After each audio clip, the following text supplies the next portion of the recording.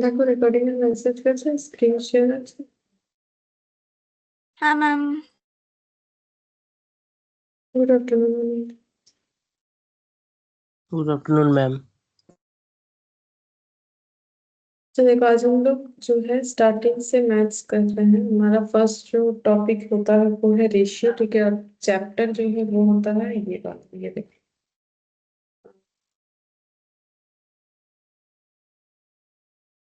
तीन टॉपिक है इसमें, चार: रेशियो, प्रोपोर्शन, इंडिसेस और लॉगरिथम, ठीक है। जिसमें से आज हम लोग जो है रेशियो करने वाले हैं। तो रेशियो का मतलब क्या है?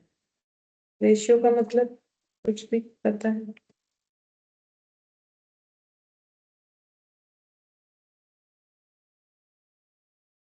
रेशियो का मतलब देखो, कोई भी एक नंबर किसी दूसरे नंबर से, नंबर के कंपैरिजन में कितना टाइम्स है, बेसिकली कंपेयर करने के लिए। जैसे मान लो ये है ए, ठीक है, और ये है बी।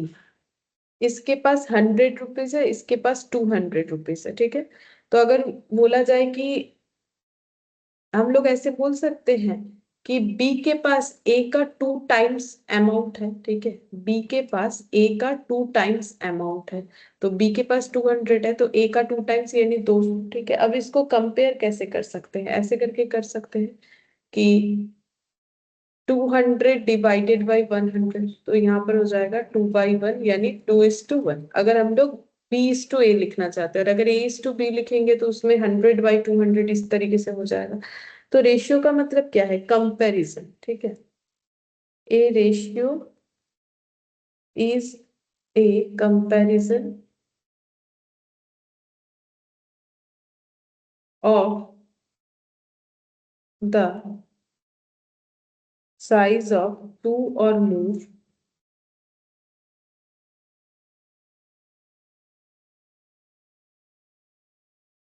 quantities of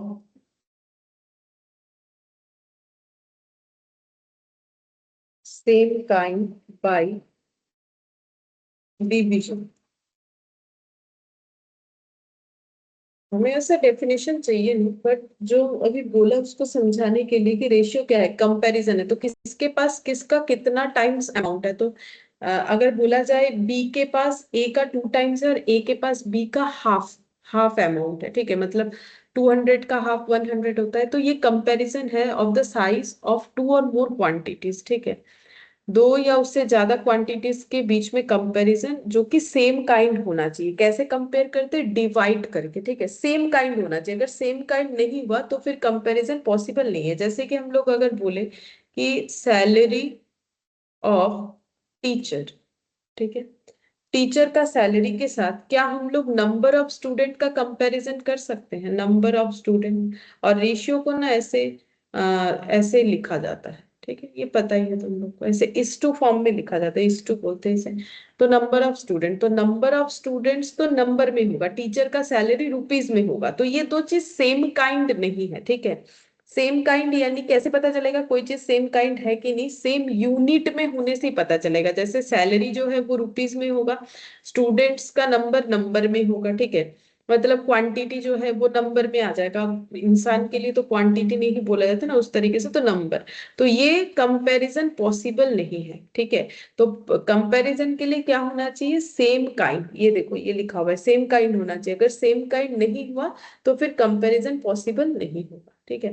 तो ये देखो यहाँ पर पहले वही लिखा हुआ होगा, रेशियो का मतलब ये ratio, it is given that a certain some of money is divided into 3 parts. तो ये और एक एग्जांपल समझा है। जैसे कि मान लो कि हम मैंने बोला कि ये 500 रुपीज दो जन में डिस्ट्रीब्यूट कर दो, ठीक है। ए और बी में, जैसे पार्टनरशिप में हम लोग करते हैं ना प्रॉफिट का डिस्ट्रीब्यूशन। तो मैंने बोला 1:1 में डिस्ट्रीब्यूट करो। 1:1 मतलब ए और बी को इक्वल इक्वल मिलेगा, 1:1। अगर मैंने बोला होता 2:1 तो फिर मतलब ए को बी का 2 टाइम्स मिलना चाहिए, इस तरीके से।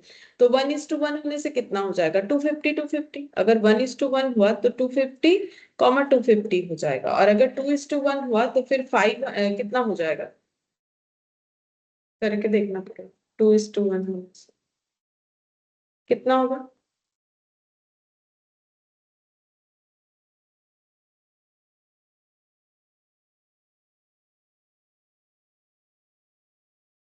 बोलो। मैम 166 একটা আর একটা 334। अच्छा 334 और 166 ऐसे हो जाएगा, ठीक है। तो जो भी हो कि हम लोग इस तरीके से भी जो है रेशियो का यूज कर सकते हैं किसी भी चीज को डिवाइड करने के लिए एक या उससे ज्यादा पर्सन्स में, ठीक है। अब वो रुपीस भी पैसा भी हो सकता है, कुछ और भी हो सकता है। अच्छा, अब रेशियो जो क्वेश्चन हमें करना है उसमें हमें देखो यहाँ पर कंपैरिजन होता है, कुछ टर्म्स हमें पता होना जरूरी है, कुछ कंडीशंस, ठीक है। तो फिर हम लोग उसमें जो है जैसा क्वेश्चन आता है वो कर पाएंगे। जैसे कि मान लो रेशियो को हम लोग ऐसे बताते हैं लाइक A:B, ठीक है। अगर 3 टर्म हुआ तो A:B:C:D कुछ भी हो सकता है, ठीक है। 4 5 6 कुछ भी टर्म हो सकता है, बट समझाने के लिए पहले A:B। तो A/B ऐसे लिखेंगे, जिसमें से ए को बोला जाता है फर्स्ट टर्म। ये सब नाम याद रखना है, ठीक है। फर्स्ट टर्म या फिर एंटीसीडेंट। और बी को बोला जाता है सेकेंड टर्म या फिर कंसीक्वेंट, ठीक है। अच्छा, अब ये एक मेन बात था कि सेम काइंड होना चाहिए, और एक चीज जो है सेम काइंड होना चाहिए, वो तो मैंने दिखा भी दिया कि सेम काइंड होना चाहिए, जैसे कि रुपीस और इसमें जो है रेशियो नहीं बन सकता है। अच्छा, अब देखो यहाँ पर टर्म मैंने बता दिया कि ए को क्या बोलते हैं, पहले वाले टर्म को क्या बोलते हैं, दूसरे वाले टर्म को क्या बोला जाता है, ठीक है। अच्छा, अब ये वाला पॉइंट इसको समझते हैं, तो लिखेंगे यहाँ पर both terms of ratio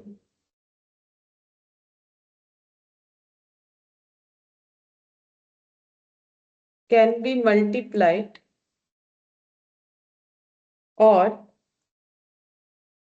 divided by the same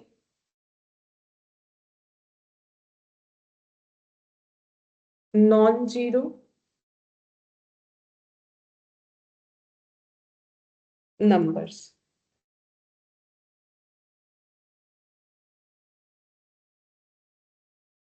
मतलब जैसे देखो 2:3, ठीक है। तो both terms of ratio can be multiplied or divided by the same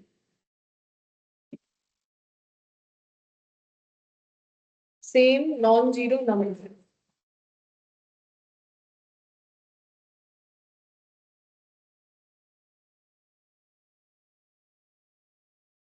एक मिनट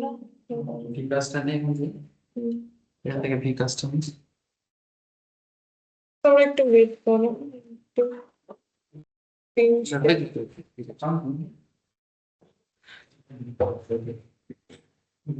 Is 5 FPRP.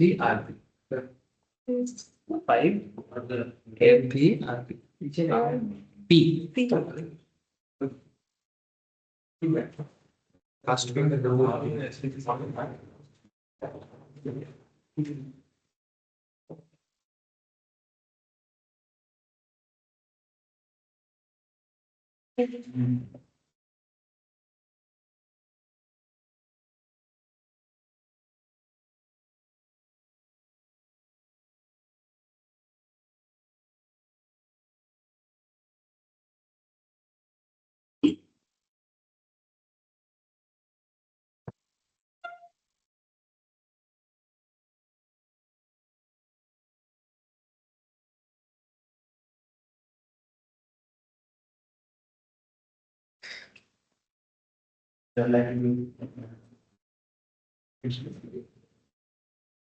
আচ্ছা, এতক্ষণ যেটা বললাম বোঝা গেছে তো? হ্যাঁ ম্যাম। ঠিক আছে।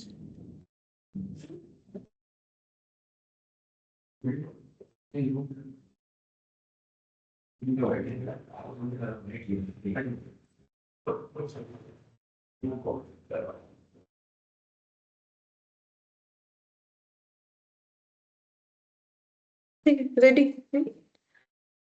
আচ্ছা দেখো, আজ একটু আমি রিপিট করছি, হ্যাঁ, ওরা একটু আসতে লেট হয়েছে, সেই জন্য একটু রিপিট করছি, দেন আবার শুরু করবো।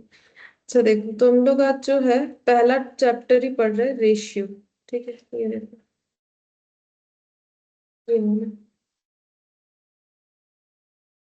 रेशियो प्रोपोर्शन इंडिसेस लॉगरिथम, जिसमें आज हम लोग रेशियो पढ़ने वाले हैं। ठीक है, तो कुछ भी आइडिया है कि रेशियो क्या होता है? कुछ भी पार्टनरशिप किया हो कभी? हाँ वहाँ रेशियो यूज नहीं होता है? हाँ होता है। पता है, तो रेशियो से क्या करते हो वहां पर? किस चीज में इक्वली कॉन्स्टिट्यूट करके प्रोडक्ट डिस्ट्रीब्यूट होता है? जो भी रेशियो होता है उसमें डिस्ट्रीब्यूट होता है। ठीक है, तो रेशियो देखो, यहाँ पर जैसे मैंने एक एग्जांपल दिया है कि जैसे कि देखो, ये 500 रुपीज है, इसको ए बी में डिस्ट्रीब्यूट कर दिया 1:1। अब 1:1 का मतलब दोनों को कैसे अमाउंट मिलेगा? Equal equal. ठीक है, और अगर मैंने बोला 2:1, मतलब ए का 2 और बी का 1, इसका मतलब ए को बी का 2 टाइम्स मिलेगा।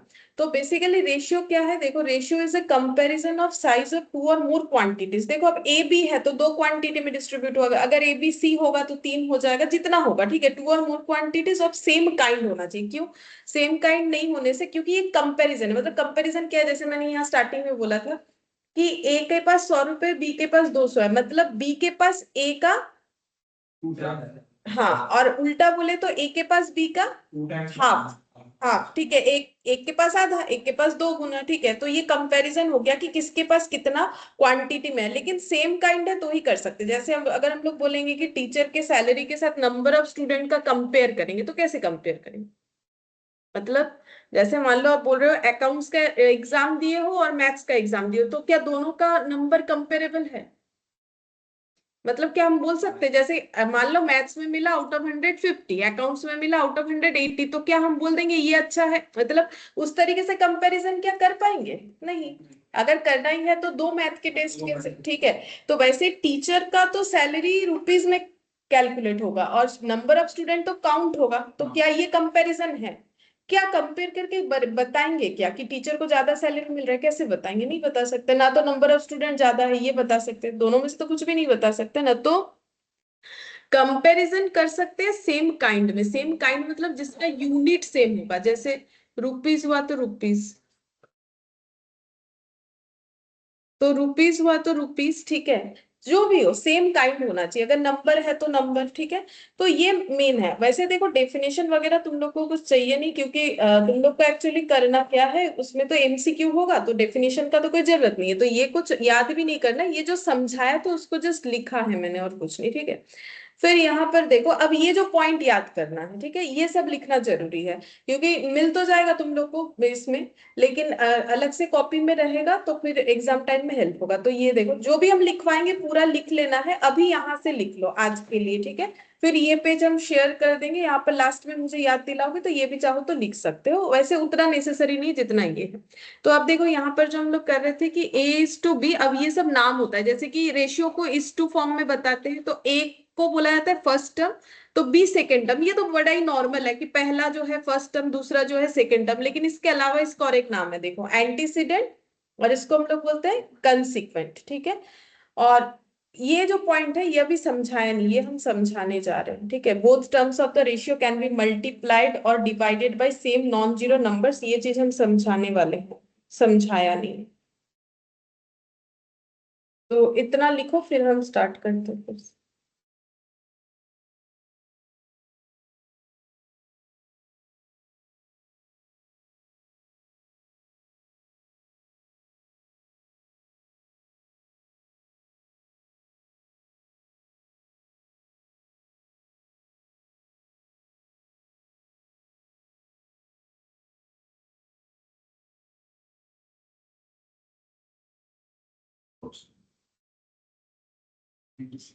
एंटीसीडेंट, सेकेंड टर्म और कंसिक्वेंट।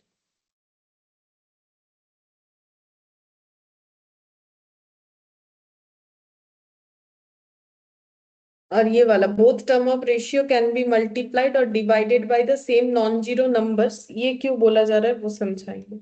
ये पॉइंट भी लिखो।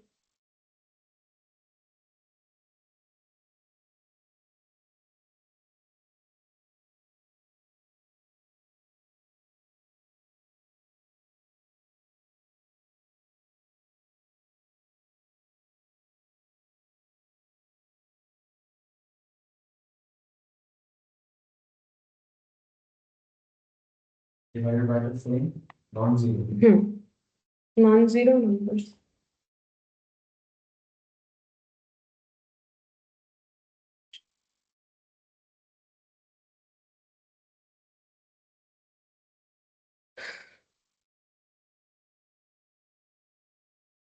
हो गया बोल। तो देखो बोला है कि जो भी टर्म्स होगा यहाँ पर 2:3 लिया है मैंने एग्जांपल में, वो हमेशा मल्टीप्लाई अगर करोगे या डिवाइड करोगे सेम नंबर से होना चाहिए बट नॉन जीरो। पहले सेम नंबर का कंसेप्ट समझाते हैं। जैसे 2 और ये 3, इसमें कुछ भी एक नंबर बताओ जिससे हम मल्टीप्लाई करेंगे, जो भी मन आए बताओ कोई भी नंबर। 2, तो यहाँ 2 कर दिया, यहाँ भी 2 करना है क्योंकि बोला क्या है सेम नंबर से मल्टीप्लाई होना चाहिए। तो 2 × 2 4, 3 × 2 6। लेकिन इसमें देखो रेशियो का कोई चेंजेस थोड़ी ना हुआ, इसको सिंप्लीफाई करो कितना आ जाएगा, 3 आएगा। 1:3 हाँ 2:3 आएगा। तो इसीलिए बोला जाता है कि अगर मल्टीप्लाई करना ही है, अगर जरूरत है तो सेम नंबर से करना है। सेम डिवाइड के लिए भी होगा। तो डिवाइड के लिए जैसे मान लो 2:3, इसको हम डिवाइड करते, कुछ भी एक नंबर बोलो उससे डिवाइड कर देंगे, तो फिर इसमें भी 4 लगा देते। ठीक है, अब ये पॉइंट में आ जाएगा बट पॉइंट में हम नहीं कर रहे, ऐसे लिख दे रहे। ठीक है, अब दोनों नीचे 4 4 है तो ये हटा के हम लोग डायरेक्टली फिर से लिख सकते हैं कि ये 2:3 हो जाएगा। ठीक है, तो सेम नंबर से करने का रीजन ये है कि ओरिजिनल डेटा अनऑल्टर्ड रहे। ठीक है, ताकि मेरा ओरिजिनल डेटा में कोई चेंजेस ना हो। मुझे जरूरत पड़ा तो मैंने डिवाइड मल्टीप्लाई किया बट सेम होना चाहिए। अब नॉन जीरो क्यों, अगर मान लो इसको 0 कर देते हो तो फिर क्या रहेगा, तो जीरो हो जाएगा। तो इसका Zero तो कोई हाँ मैम हो जाए। इसका तो कोई मतलब ही नहीं। और 0/0 क्या होता है, अनडिफाइंड। ठीक है, तो ये करके तो कोई फायदा नहीं, क्योंकि हम अचानक से एक 2:3 डेटा को तो 0 नहीं कर सकते है ना। बट मेरे जरूरत पे हम इसको चेंज कर सकते हैं। बट चेंज ऐसा भी नहीं कि ओरिजिनल डेटा मेरा चेंज हो रहा है, वो सिर्फ एक ट्रीटमेंट है कि हाँ मल्टीप्लाई कर दिया, जरूरत पे डिवाइड कर दिया। ठीक है, तो अब इसमें भी देखो वैसे ही डिवाइड वाला तो वैसे भी देखो डिवाइड होगा ही नहीं। 2/0 3/0 ये तो वैसे ही क्या हो जाएगा, Undefined. समथिंग। हाँ, समथिंग डिवाइडेड बाय 0 क्या होता है, अनडिफाइंड। ठीक है, तो फिर ये तो होगा नहीं। तो इसीलिए बोला है कि जब भी दोनों टर्म का हम लोग जो अगर मल्टीप्लाई या डिवाइड करेंगे तो सेम नंबर होना चाहिए, क्योंकि सेम नहीं करोगे तो उसमें प्रॉब्लम क्या है। मान लो इसको 2 से कर दिया, इसको 4 से कर दिया, तो ये तो गड़बड़ हो गया ना, क्योंकि ये रेशियो चेंज हो गया। क्या हो गया, 1:3, तो ये तो ओरिजिनल डेटा ही मेरा चेंज हो गया, ये तो नहीं चलेगा। ठीक है, तो इसीलिए सेम होना चाहिए। ये वाला कहाँ गया, ये मेन पॉइंट, और नॉन जीरो होना चाहिए। ठीक है, इसका मतलब ये हो गया। अच्छा, और रेशियो को जब भी हम लोग डिफाइन करते हैं ना तो सिंपलेस्ट फॉर्म में करते हैं। ठीक है, सिंपलेस्ट या फिर लोएस्ट लिख सकते हो, सिंपलेस्ट और लोएस्ट टर्म। ठीक है, लोएस्ट टर्म का मतलब जैसे मान लो मुझे दे दिया है 25:50, तो इसका सिंपलेस्ट टर्म क्या हो जाएगा, सिंपलेस्ट मतलब 1:2.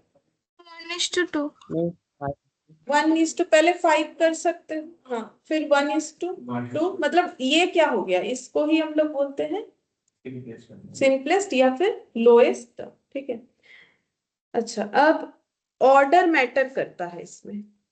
ठीक है, ऑर्डर मैटर करता है, मतलब ऑर्डर मैटर करता है इसका मतलब हो गया जैसे कि 1:2, 2:1, क्या दोनों सेम है, ना मैम.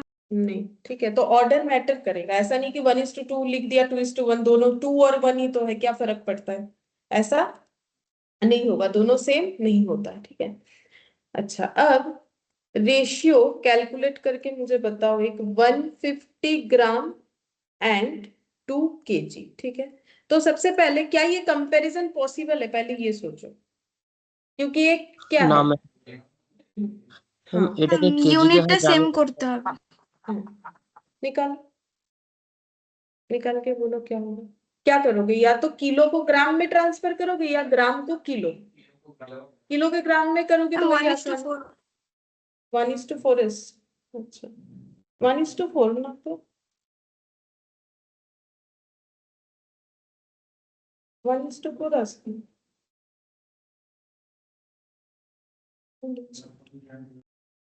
ম্যাম এটা 3:4। হ্যাঁ 3:4. 3, बोलो। एक किलो यानी कितना ग्राम, 1000। किलोग्राम, हाँ, 1000 ग्राम. किलोग्राम, हेक्टोग्राम, डेकाग्राम, ग्राम। कितना होता है 1000, ठीक है।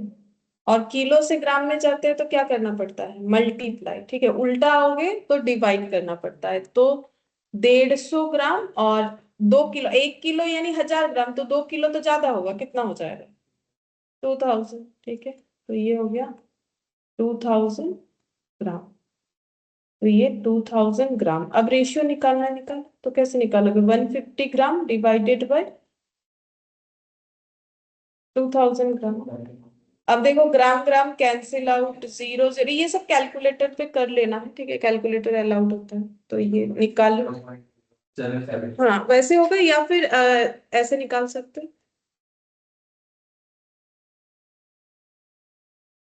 3:40, ठीक है। अब जैसा रहेगा ऑप्शन में उसके ऊपर डिपेंड करे, 3:40 रहेगा कि पॉइंट में आंसर रहेगा, वो तो देखना पड़ेगा, ठीक है। तो 3:40 हो जाए। हाँ साथ साथ लिखते चलो।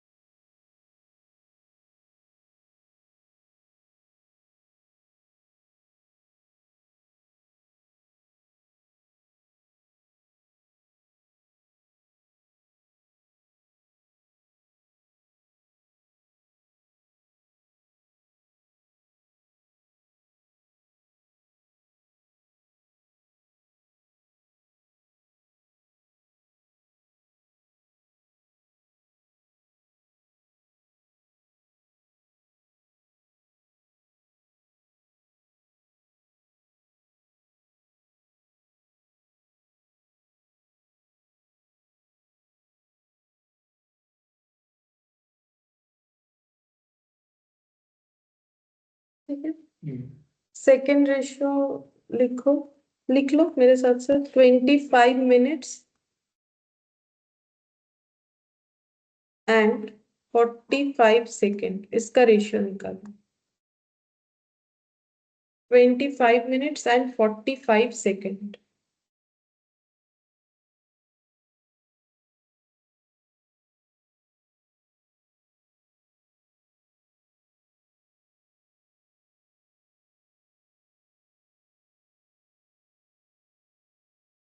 मैम 100:3. ठीक है सर।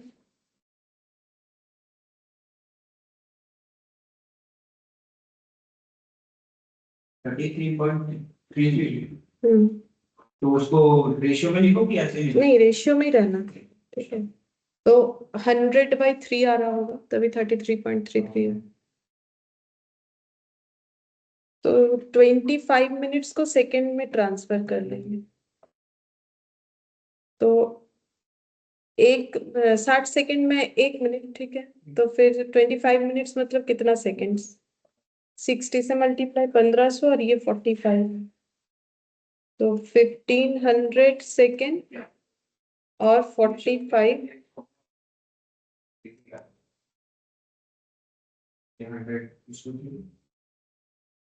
15 से डिवाइड कर दो, 15 3 45 और 100/3 आएगा।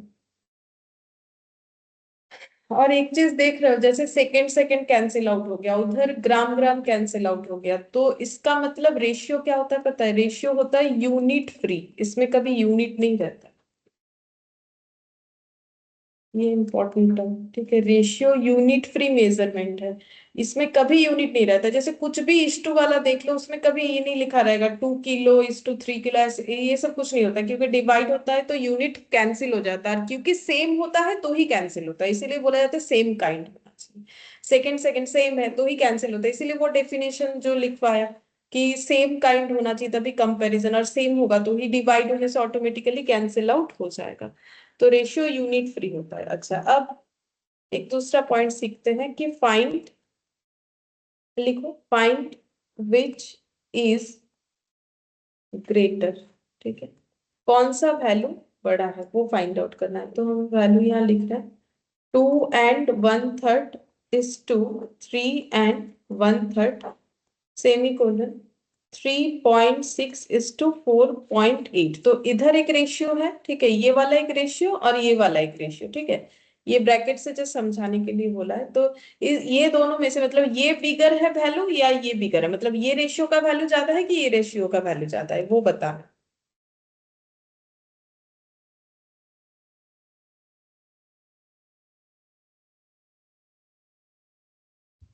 मेरे 3 बच्चा 3.6।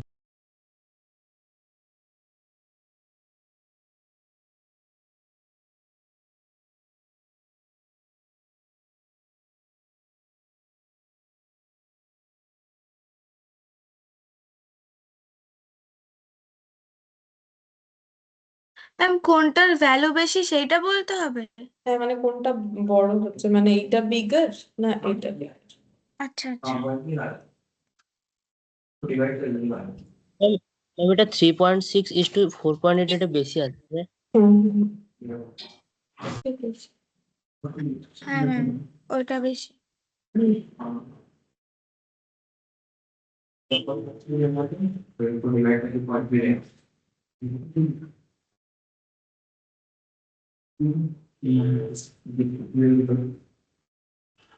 तो वैसे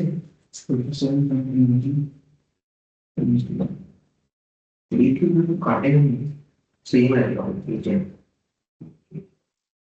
सेम रहेगा। नहीं हो रहा राइट वाला है।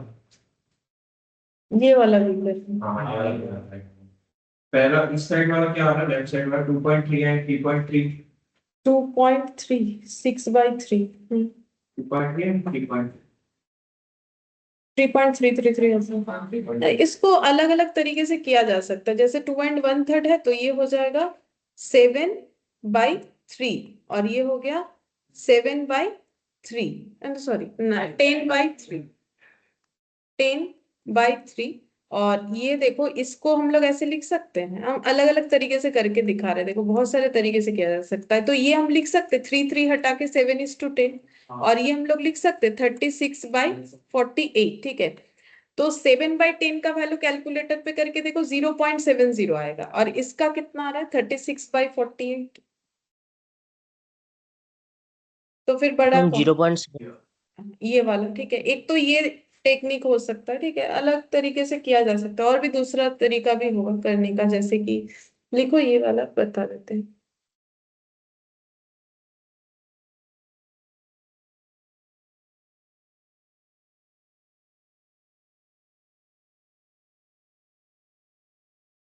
और जो वो 2.3 वो वाला भी हो जाएगा, जैसे देखो 7/3 और ये 10/3 हुआ, तो उसको डिवाइड करके तुम लोग का ये आया ना 2.33, और एक आ रहा है 3.33, और यहाँ पर तो पॉइंट में ही है ऑलरेडी।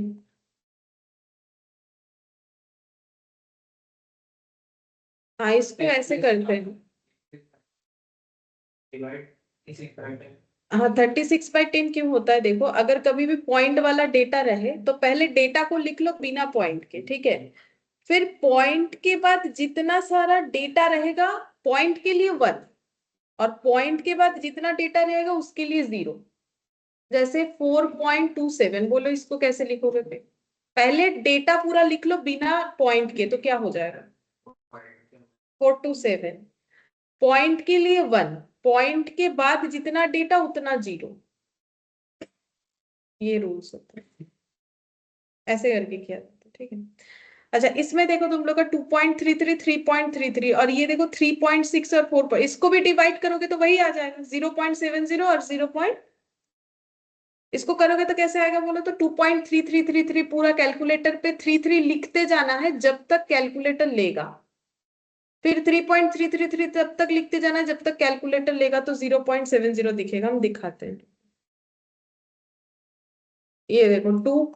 ये तो तुम लोग का ऐसे आ रहा होगा ना, 7/3 करने से ऐसे आ रहा है ना। तो अब देखो ये देखो 2.33 जब तक कैलकुलेटर लेगा हम लिखते जाएंगे, ठीक है। मेरा इसमें इतना ही लेगा, फिर 3.33 तुम लोग का इससे कम लेगा जब तक लिखते जाओगे। ये देखो पूरा लिखोगे तो 0.7, और अगर पूरा नहीं लिखोगे जैसे मान लो 2.3 दो डिजिट लिया तो शायद 999 इस तरीके से आता है, ठीक है। लेकिन पूरा लिखोगे तो फिर ऐसे 0.70 दिखेगा, और ये तो ठीक है, इसमें तो कुछ इशू है नहीं, 0.75 भी हो रहा है ये वाला। तो उधर अगर हम लोग 0.69 जो आया था इससे पहले वो लिखने से भी तो इशू होगा कि नहीं कोई प्रॉब्लम नहीं, 0.69 और ये 0.75 वो तो 75 बढ़ा ही है, ठीक है, एक ही बात है। लेकिन ये रूल्स पता होना चाहिए, ये काम आएगा, ठीक है, आगे जाके। जैसे कि पॉइंट मतलब कभी कभी क्या होता है, ऐसा होता है कि हमें लगता है कंफ्यूजन की इतना डिफर कैसे आ रहा है, जैसे ये 333 है ना तो उतना डिफरेंस नहीं आ रहा है, 999 आ जा रहा है।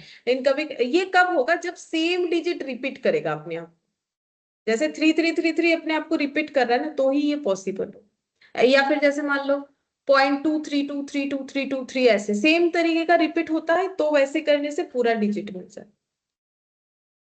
ठीक है। अच्छा अब इसको और एक तरीके से भी किया जाता है, देखो वो भी बताते हैं। जैसे हम लोग का क्या था 2 and 1/3, ये लास्ट सिस्टम है इसको करने का, ठीक है। इसके बाद और कोई पैटर्न नहीं होता है। जैसे कि देखो इसमें हम लोग लिख दिए 7/10, इसको लिख दिए हम लोग ये 7/10, और ये कितना आ रहा है 9/10, ओ सॉरी 10/3। हाँ कोई लिखे दिए, ये हम लोग का आ रहा है 7/3 और ये आ रहा है 10/3। अच्छा और ये आ जा रहा है 36/10 और 48/10, ठीक है। अच्छा अब इसको डिवाइड कर सकते हैं ऐसे, ये थोड़ा लेंदी प्रोसेस है बट बता रहे कि ऐसे भी हो सकता है। तो 7/3 इंटू 3/10, ये पता है ना, ये इस 2 का मतलब डिवाइड होता है। अब ये नीचे वाला क्या होता है, न्यूमरेटर डिनोमिनेटर चेंज हो जाता है, तो ये कितना हो गया 7/10। अब इसका करो 36/10 होल डिवाइडेड बाई 48/10, तो 36/10 और 10 और इधर हो गया 48, ये कैंसिल करो, 12 से कैंसिल आउट करो, 12 3 36, 12 4 3:4। 3/4 3, तो देखो 7/10 कितना होगा 0.70, और ये करने से 0.75, इस तरीके से भी हो जाएगा। तो ये भी, ये करने का जरूरत नहीं क्योंकि इतना बड़ा में हम लोग जाए क्यों। और एक चीज है, ये देखो ये दूसरे एक क्वेश्चन में काम आएगा इसलिए हम बता रहे हैं। जैसे कि देखो हमें फाइंड आउट करना है तो कौन सा बिगर वैल्यू है, तो ये 4 और 10 का हम लोग एलसीएम करेंगे। 10 और 4 का एलसीएम करो कितना होता है 20, ठीक है। तो अब यहाँ पर या फिर एक और एक तरीका भी होता है, उससे भी कर सकते हो। जैसे ये 10 है, यहाँ पर 3 है, तो ये नीचे का बेस बराबर करना चाहिए तब कंपैरिजन होगा। जैसे 10 है ये 4 है, तो बेस बराबर करने के लिए यहाँ 4 और यहाँ 10 करेंगे तो बेस बराबर हो जाएगा, जो कि एलसीएम का ही आंसर होता है। एलसीएम में तो शायद 20 आ रहा है, एलसीएम से भी हो जाएगा, अगर ऐसे करोगे तो भी हो जाएगा। अब हम लोगों ने क्या सीखा, रेशियो को सेम डिजिट से मल्टीप्लाई करना चाहिए। तो यहाँ 4 दिया तो यहाँ भी 4, तो 28/40, और ये वाला 30/40। तो देखो ये 28 और ये 30, तो बिगर कौन हो गया 3/4, 3/4 मतलब ये वाला, यानी कि ये वाला, ठीक है। ये मेथड थोड़ा सा ध्यान में रखने से कहीं कहीं ना कहीं काम आने वाला है, ठीक है। बाकी तो सब ऐसे ही है, मतलब जरूरत नहीं है। इस तरीके का क्वेश्चन दिया तो सबसे आसान यही है कि ये या तो ऐसे कैलकुलेटर पे कर लो, हो जाएगा। अच्छा अब दूसरा एक पॉइंट सीखते हैं। लिखो if a quantity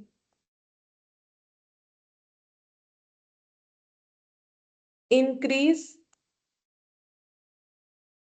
or decrease, decreases in the ratio A:B, then new quantity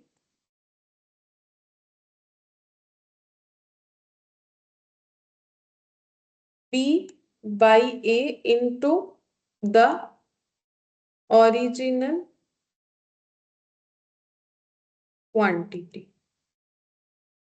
ये B by A जो है इसका एक नाम है, इसको बोलते हैं फैक्टर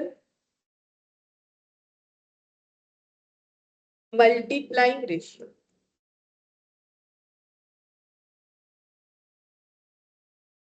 ठीक है, फैक्टर मल्टीप्लाइंग रेशियो. तो ये समझने के लिए हम लोग यहाँ से देखो क्वेश्चन देखेंगे.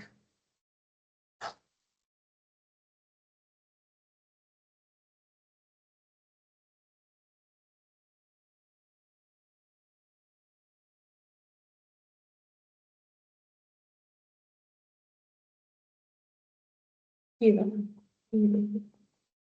बोल रहा है कि रौनक का वेट जो है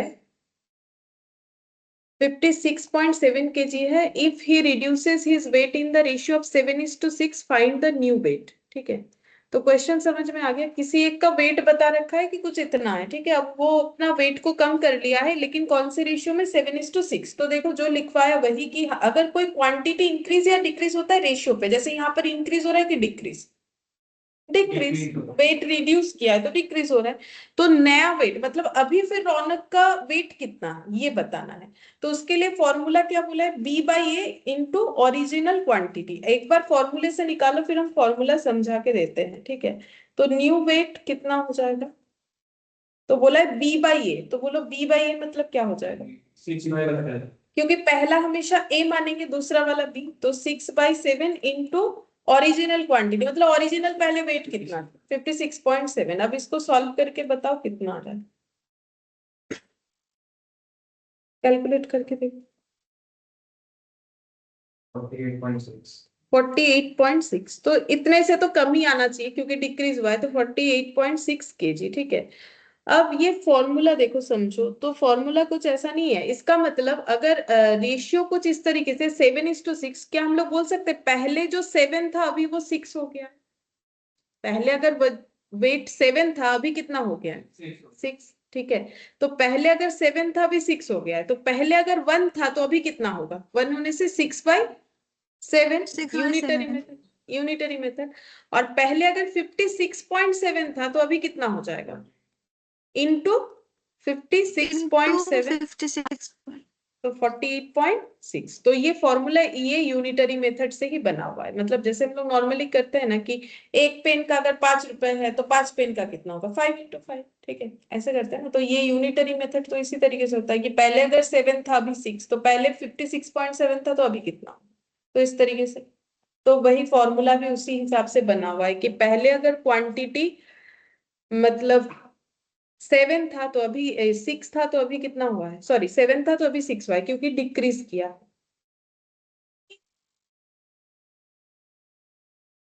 बोलो, समझ में आया? हाँ मैम. अच्छा, ठीक है.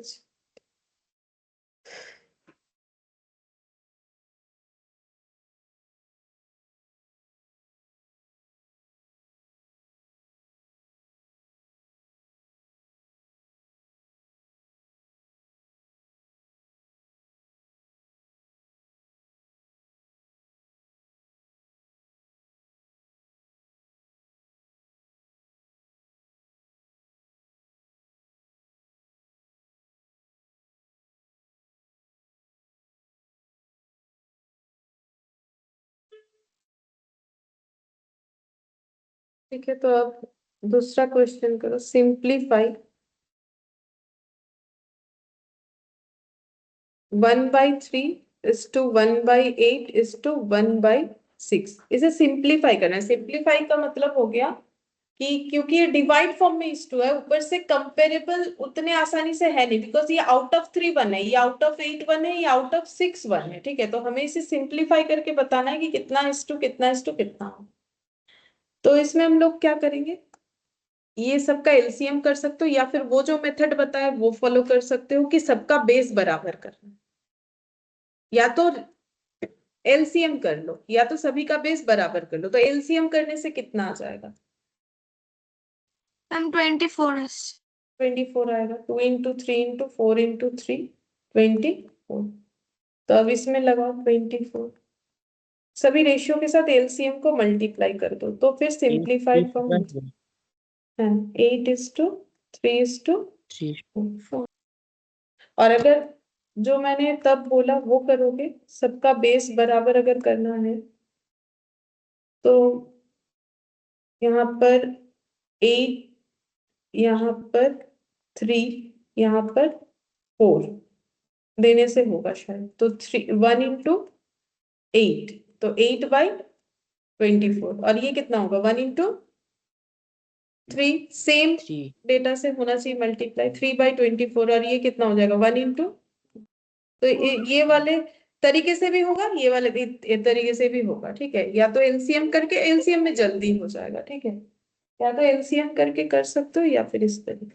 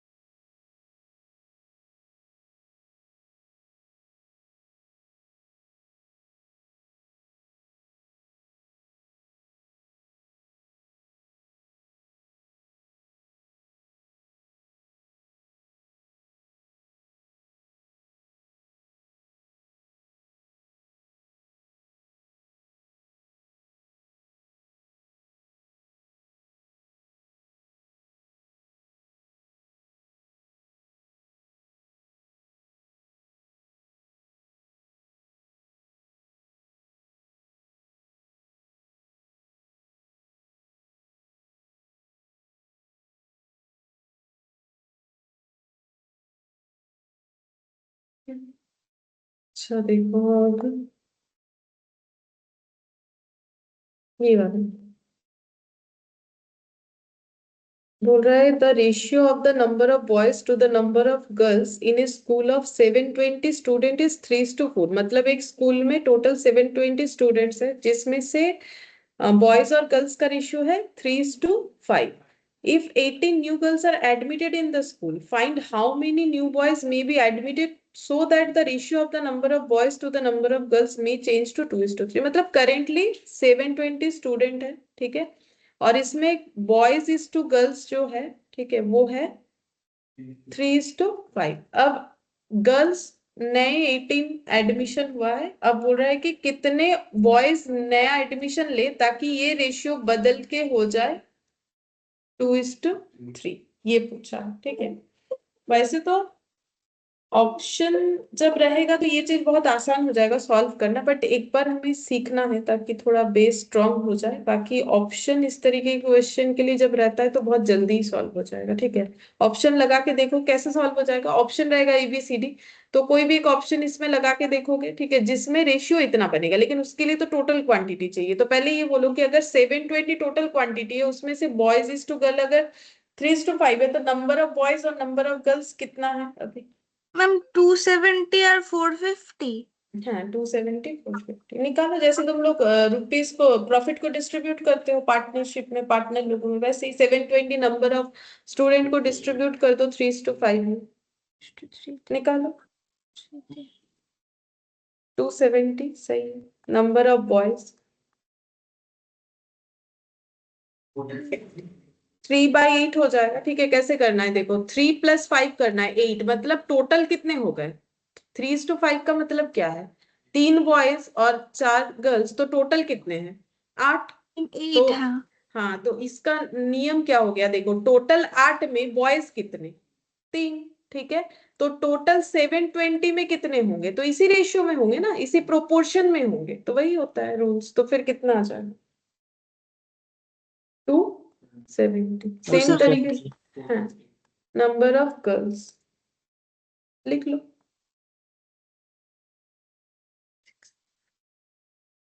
फोर 50। ठीक है, अब इसके बाद बाकी आगे का सोचो कि नए 18 गर्ल्स आ रहे हैं, तो कितने और बॉयज आने से वो रेशियो मेंटेन हो जाएगा जो इनको चाहिए। रेशियो है 2:3, नया रेशियो 2:3 होना चाहिए। अगर गर्ल्स न्यू 18 है, तो पहले से गर्ल्स कितने हैं? अब 18 ऐड हो जाएगा। अब ये 270 में कितना ऐड होने से ये बनेगा 2:3 नया रेशियो। तो बॉयज बाई गर्ल्स का नया रेशियो क्या होना चाहिए? 2/3। तो उसमें बॉयज कितने होने चाहिए? 270 प्लस कुछ एक वैल्यू जो मुझे नहीं पता, वो हम एक्स मान सकते। और गर्ल्स क्या हो जाएगा? 450 प्लस 80। अब इसको सॉल्व करके एक्स निकालो बस।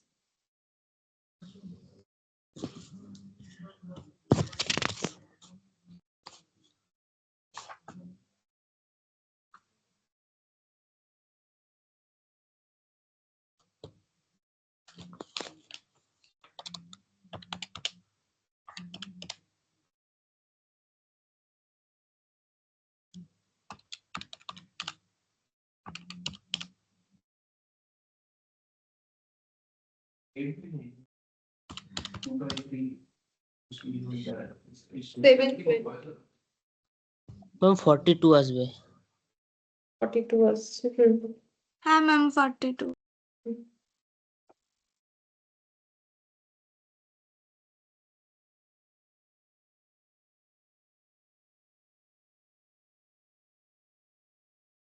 तो ये कैसे करते? क्रॉस मल्टीप्लीकेशन करते हैं ऐसे करके।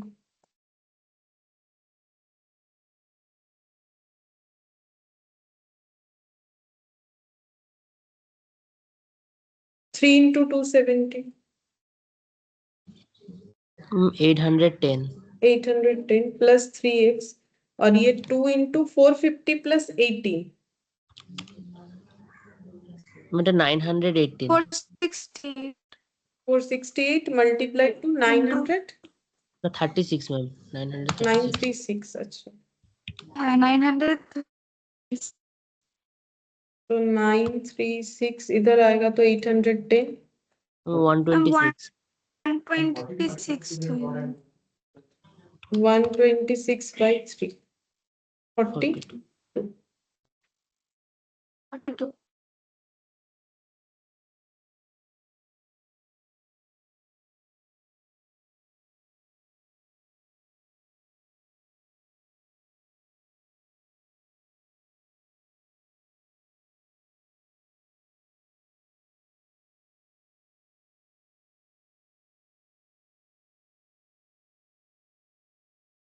तो 42 गर्ल्स अगर एडमिशन लेती है तो फिर ये रेशियो मेंटेन हो जाएगा। अगर सॉरी 42 बॉयज, हाँ 42 बॉयज अगर नया एडमिशन हो जाए तो फिर वो रेशियो बन जाएगा जो इन्हें चाहिए 2:3।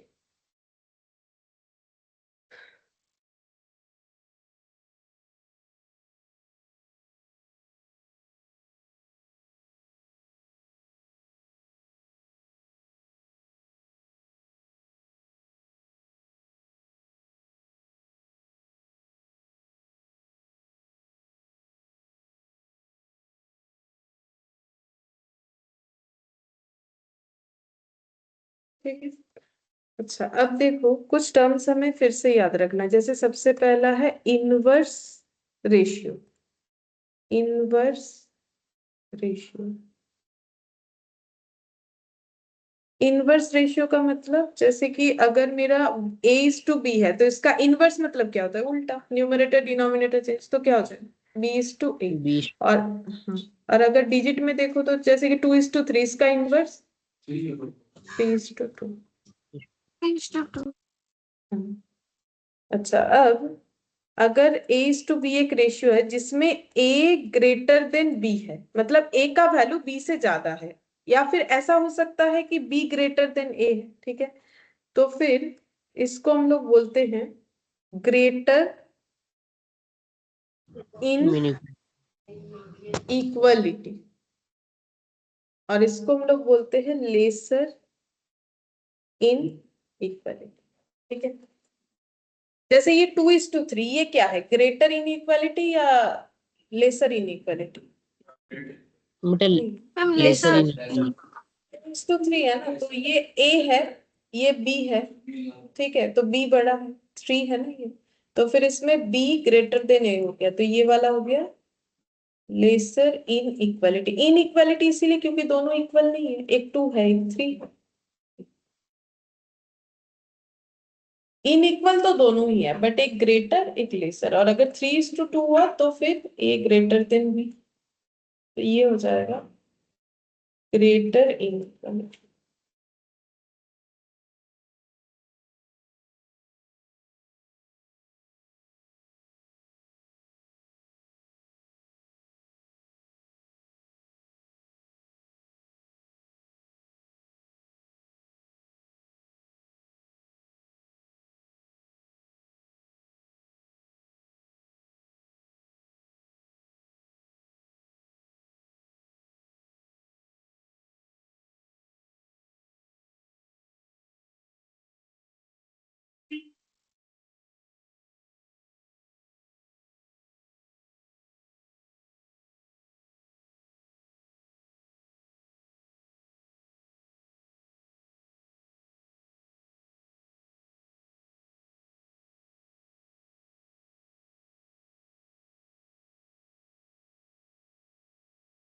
देखो, दो रेशियो है, a is to b and c is to d, इसको बोला कंपाउंड करो, तो कंपाउंड करने का मतलब होता है मल्टीप्लाई करना, तो मल्टीप्लाई करो, a इज टू b को क्या लिखेंगे, a by b multiply c by d, तो क्या आ जाएगा ac bt, ठीक है। तो ये होता है कंपाउंडिंग का मतलब मल्टीप्लाई। अब मैंने दो रेशियो दिया था, अगर 5 भी होता है, a is to B C is to D E is to F, ऐसे करके अगर 5 भी होता है तो मल्टीप्लाई कैसे होगा, ऐसे लाइन बाय लाइन लिखते जाओ, मल्टीप्लाई करते, जैसे मान लो e बाई एफ भी है तो इधर ऐसे e बाई एफ लग जाएगा, ठीक है।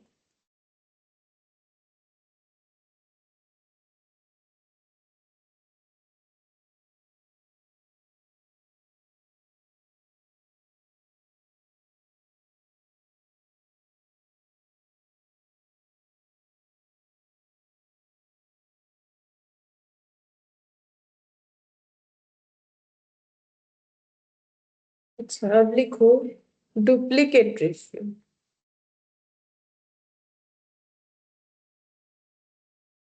अगर a इज टू b मेरा ओरिजिनल रेशियो है, ठीक है, इसका डुप्लीकेट रेशियो क्या हो जाएगा, अगर हम लोग इस रेशियो का स्क्वायर करते हैं तो हाँ स्क्वायरिंग, तो a square b square, to ठीक बी है, स्क्वायर तो स्क्वायर करना पड़ेगा, स्क्वायर करने से जो आएगा उसको हम लोग क्या बोलेंगे, ओरिजिनल वाले का डुप्लीकेट, ठीक है। तो a इज टू बी का duplicate a square is to b square, squaring करेंगे तो डुप्लीकेट आए। अब और भी अलग अलग नाम है, जैसे कंपाउंड के टाइम पे क्रॉस मल्टीप्लाई नहीं करना ना उसको, नहीं, सीधा सीधा सीधा सीधा सीधा। जैसे होता है ना 2/3 इंटू, मान लो दिया हुआ है 9/6, तो फिर कैसे मल्टीप्लाई करो, 9 into 2, वैसे ऐसे कैंसिल आउट कर सकते हो, उसमें तो कोई प्रॉब्लम नहीं।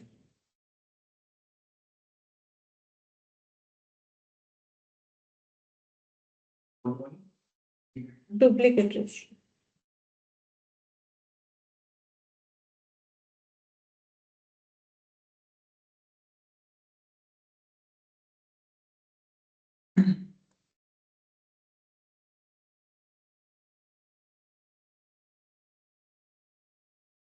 फिर है ट्रिप्लीकेट रेशियो,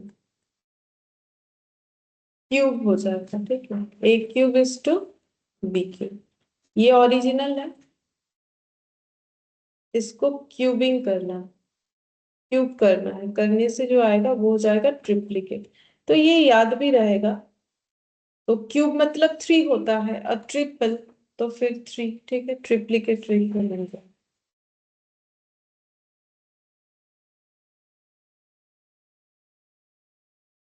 इसके बाद होता है सब डुप्लीकेट। तो डुप्लीकेट में स्क्वायर, तो सब डुप्लीकेट में क्या होगा?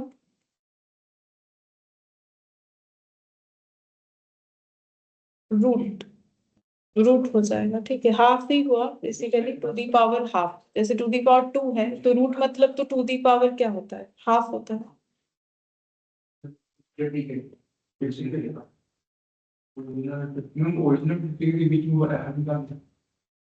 एरो, हाँ वो एरो निकाल लिखा क्यूब क्यूब क्यूब। वो क्यूब करे, जैसे ये स्क्वायर लिख दिया, स्क्वायर करे, ये क्यूब लिखा है, वो समझने के लिए। और कुछ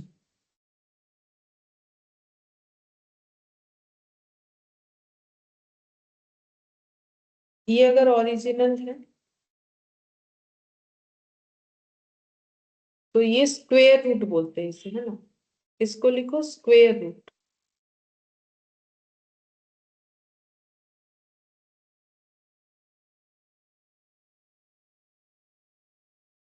जैसे ये होता है ना, ऐसे इसको स्क्वायर रूट बोलते हैं। और एक चीज क्या होता है, देखो जैसे ये लिखा हुआ है, इसका आंसर क्या होता है? हम 2 2। जैसे √16 है, इसका आंसर क्या होता है? 4। तो 4 एक्चुअली यहाँ कुछ लिखा हुआ तो है नहीं, बट यहाँ पर है क्या पता है? लिखने का जरूरत नहीं पड़ता है, बट है क्या? डिवाइड 2। 2 होता है यहाँ पर। जैसे क्यूबिक रूट हुआ ना, तो ऐसे 3 लिखना जरूरी है, नहीं लिखोगे तो फिर 3 है कि नहीं पता नहीं चलता है। जैसे कि मान लो 4 लिखा, तो ये इम्प्लाइड है ना कि इसके आगे साइन क्या है? प्लस। जब तक हम माइनस नहीं देंगे, माइनस तो नहीं होता है ना, प्लस होता है। तो क्यूबिक रूट में या फिर फोर्थ रूट में, ठीक है, या कुछ भी रूट में हमें वो लिखना पड़ता है कि ये कौन सा रूट है, बट स्क्वायर रूट में लिखना नहीं पड़ता। लिखना चाहे तो लिख सकते हैं, बट कहाँ लिखते हैं हम लोग? ये 4 के आगे कभी 2 लगाते हैं? नहीं लगाते, क्योंकि इसका मतलब मान लिया जाता है कि ये स्क्वायर रूट ही है। तो एक्चुअली ये देखो, इसका मतलब ऐसे होता है, ये a टू बी ओरिजिनल। अब इसको अगर सॉल्व करोगे तो ये a to the power half और ये b to the power half. जैसे तुम लोग बोल रहे हो ना कि इस 4 का मतलब 2, तो एक्चुअली ये 4 टू दी पावर कितना है? हाफ है। उसी से 2 आता है, तो 4 मतलब 2 का square to the power half.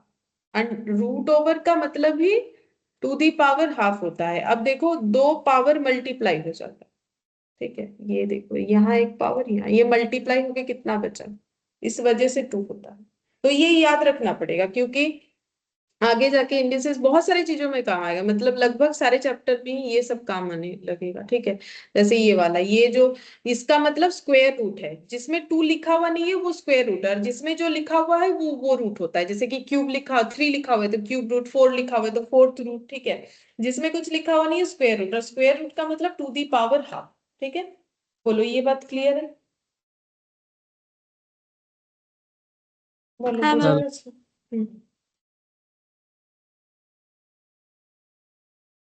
अभी सब ट्रिप्लीकेट करेंगे तो पूछेंगे तुम लोगों से, ठीक है। ये लिखा है मैंने स्क्वायर रूट, ठीक है, ये स्क्वायर रूट लिखा है। अगर हम इसमें 2 ना भी लिखे, सिर्फ रूट ओवर ऑफ या रूट ओवर ऑफ b लिख दे, उसका मतलब भी जो है, तो मैंने 2 लिखा, उसका मतलब भी सेम ही है। या फिर अगर हम टू दी पावर हाफ लिखेंगे तो उसका मतलब भी सेम होता है। ये जो लिखा, ये जो लिखा, दोनों बात सेम है। टू दी पावर हाफ से लिखो, सेम है। और जैसे अगर यहाँ पर 3 होता है, मान लो यहाँ पर 3 होता, तो टू दी पावर कितना हो जाता? 1/3। 3 जैसे 2 है तो 1/2, तो 3 होगा तो 1/3, 4 होगा तो 1/4, ठीक है। अच्छा, अब लिखो सब ट्रिप्लीकेट रेशियो। सब ट्रिप्लीकेट रेशियो, तो बोलो इसमें क्या होगा? a:b अगर ओरिजिनल है तो उसके साथ कंपेयर करके बताओ। এটা কিউবিক রুট a মানে হ্যাঁ কিউবিক क्यूबिक रूट होगा ना, वो स्क्वायर रूट है तो ये क्या हो जाएगा? Cubic cube root. तो क्यूबिक रूट को कैसे लिखेंगे? মানে ওই 2 এর জায়গায় ওটা 3 লিখবো রুট हाँ, 2 की जगह 3 लिख दो, बाकी जैसा है रूट वैसे। ए और इसका मतलब फिर से अगर इसको बताना चाहे तो इसका मतलब ही क्या होता है, a to the power 1/3 1/3 b to the power, एक ही बात है, 1/3 ये जो है ये भी वही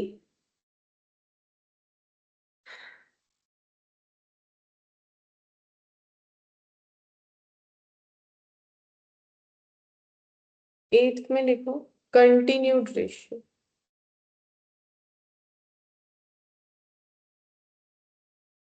continued ratio of similar quantity, क्योंकि सिमिलर नहीं होगा तो वैसे भी रेशियो बनेगा ही नहीं। Similar quantities of A, B, C is written as A is to B is to C.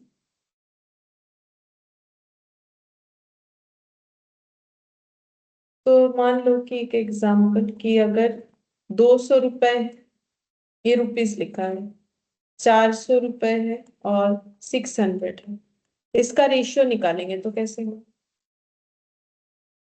1 to 4 3 6, हाँ 1 2 3 हो जाएगा, क्योंकि रेशियो तो हमेशा सिंप्लीफाइड फॉर्म में होता है, तो 1 2 3, 2 से डिवाइड होगा ना, क्योंकि डिवाइड करेंगे तो सभी को तो सेम डिजिट से डिवाइड करना, तो पहला वाला 2 तो दूसरा भी 2 फिर 2, ठीक है, तो 2 2/2 1 2 4/2 2 और ये 6/2 3 आ गया, ठीक है।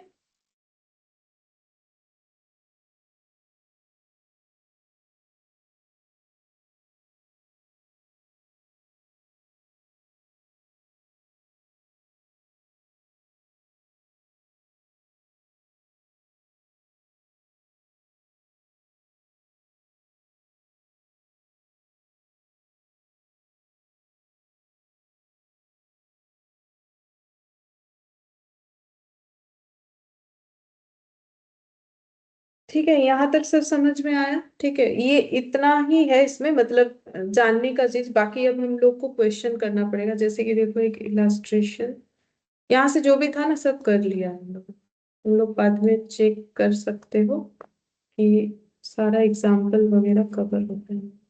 ये देखो ये जो है ये सब मैंने शॉर्टकट में लिखवा दिया, यहाँ तो बड़ा इलाबोरेट वे में बोला हुआ है।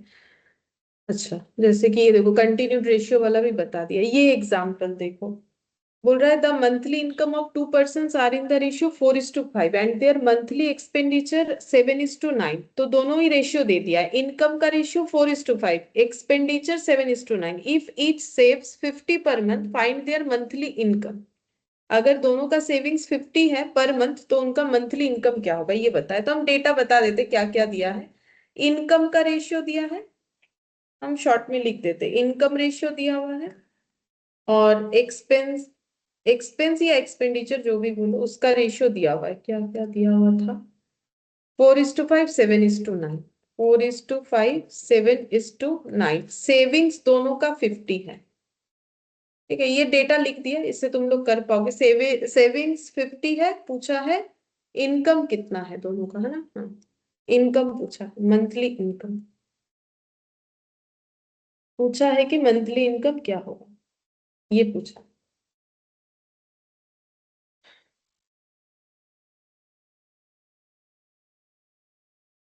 ये वाला भी ऑप्शन रहेगा तो आसानी से निकल जाएगा, ऑप्शन में है भी ये क्वेश्चन, मतलब एक्सरसाइज में, वहां हम बताएंगे वहां पर कैसे कर सकते हो, बट यहाँ पर तो सॉल्व करना पड़ेगा जिस तरीके से दिया हुआ है। ম্যাম এটা কি 200 আর 250 হবে? 200 और 250 इनकम না, দেখো 200 আর 250 হলে তোমার রেশিও তো 4:5 হচ্ছে না, হচ্ছে 200 আর 250 জিরো, 5 4 করে, হ্যাঁ হচ্ছে, কিন্তু আনসার তো এটা নয়, আনসার অন্য কিছু বলছে।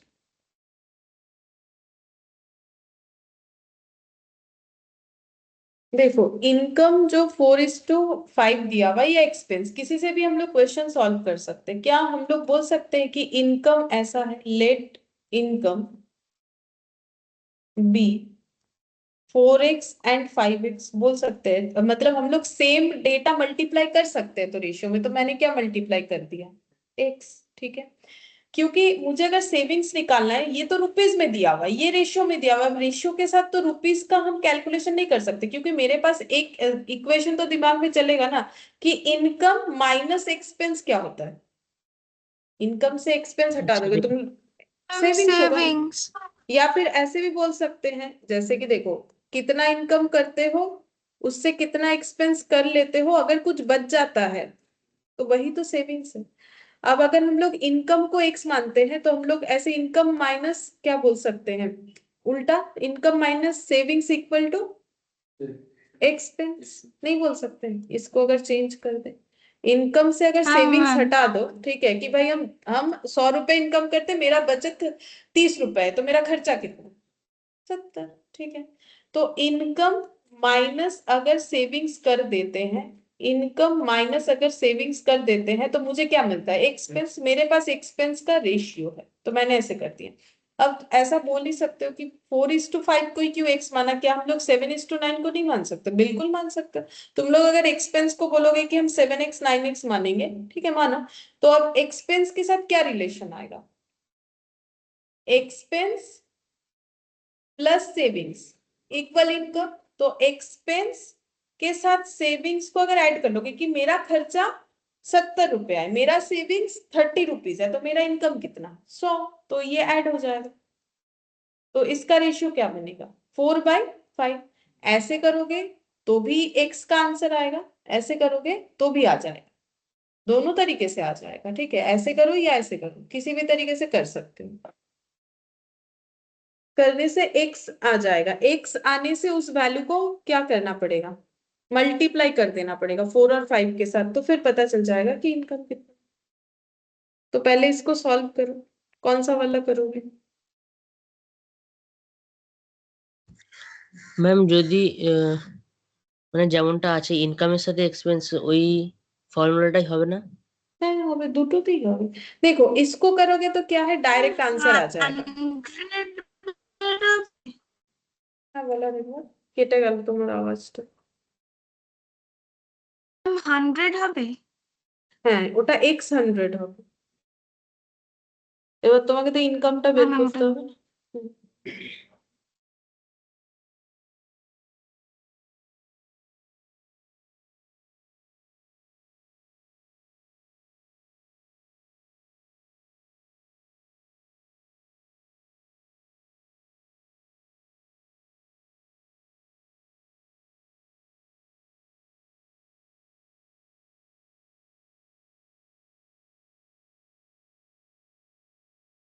মানে ম্যাম তাহলে তো 400 আর 500 হবে। হুম 400 500 ঠিক।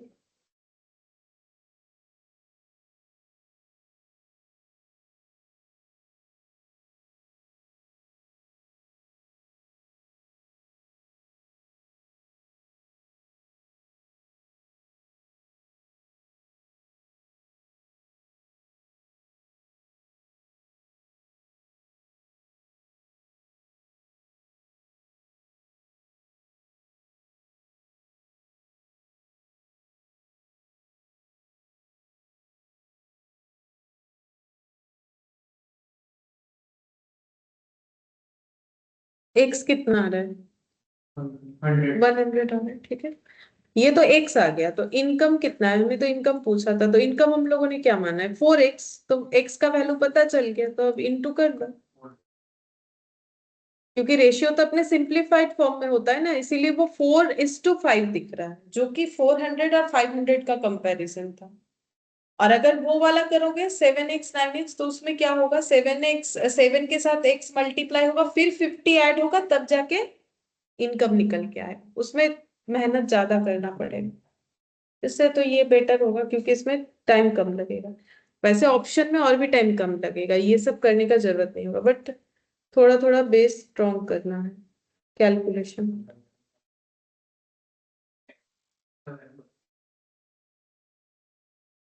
4x और 5x,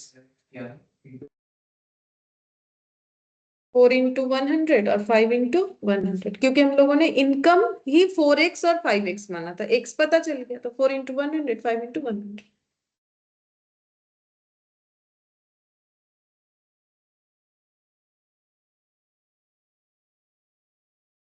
और देख लो उसमें से अगर सेविंग्स हटा दोगे तो एक्सपेंडिचर कितना आएगा, पहले वाले का 400 माइनस 50 350, 500 माइनस 50 450, 350 450 का रेशियो बनाओ 7:350 और 450 का उतना ही आना है ना, 7 से कैंसिल आउट करो 5 से मैम 7:9। 7:, ठीक है आगे। अच्छा अब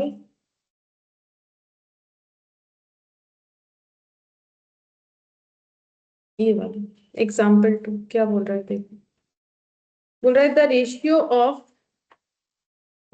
of prices of two house was 16:3। तो दो घर का जो प्राइस है वो है 16:23। 2 years later when the price of the first has increased by 10% and that the second by 477।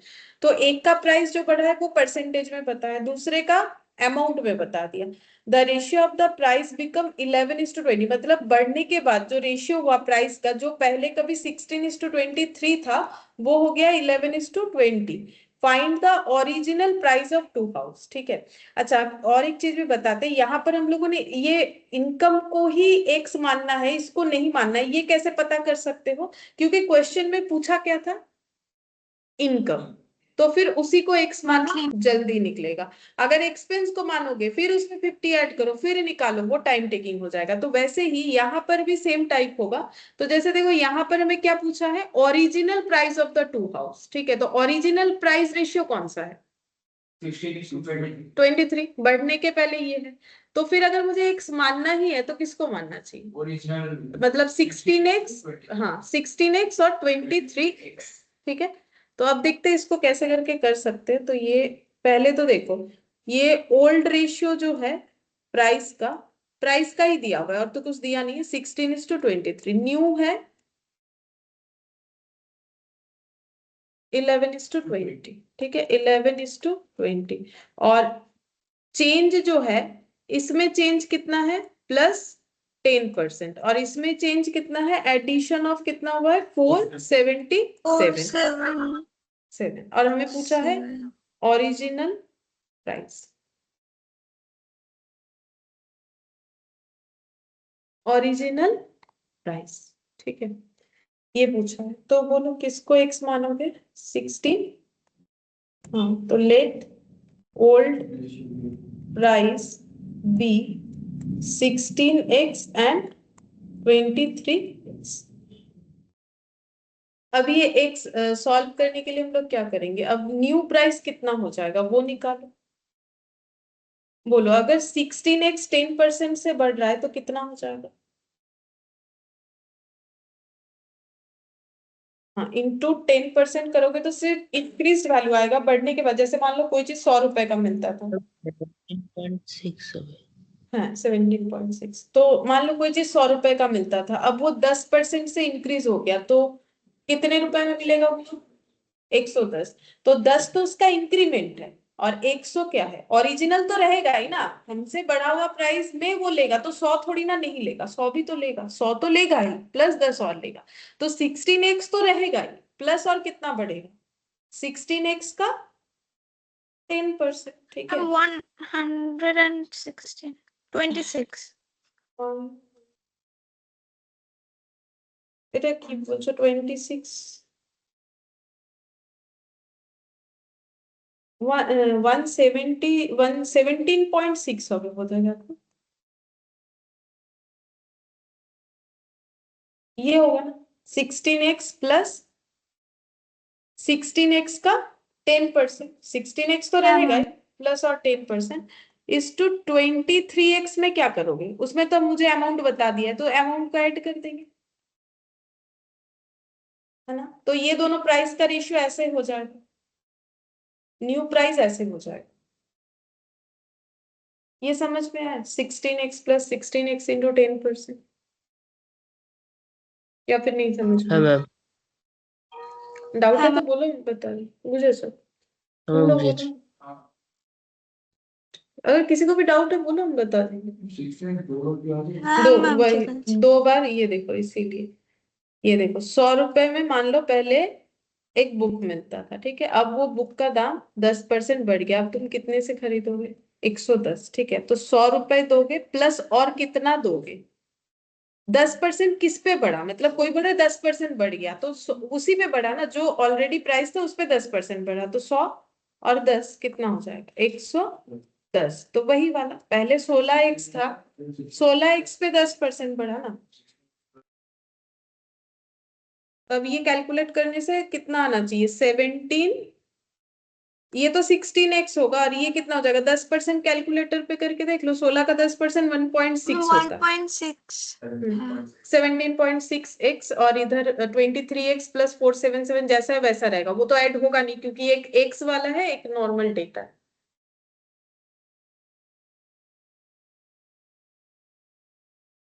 अब ये दोनों new price divide divide form में लिखो, इक्वल कितना हो जाएगा? 11/20। 20 जैसे पहले वाले केस में किया ना, एक्सपेंसेस इक्वल टू एक्सपेंसेस का रेशियो, मतलब दोनों वैल्यू को लिखोगे तो वो रेशियो है। जैसे मान लो किसी के पास 200 रुपए, किसी के पास 100 रुपए है, तो हम बोल रहे 2:1 है।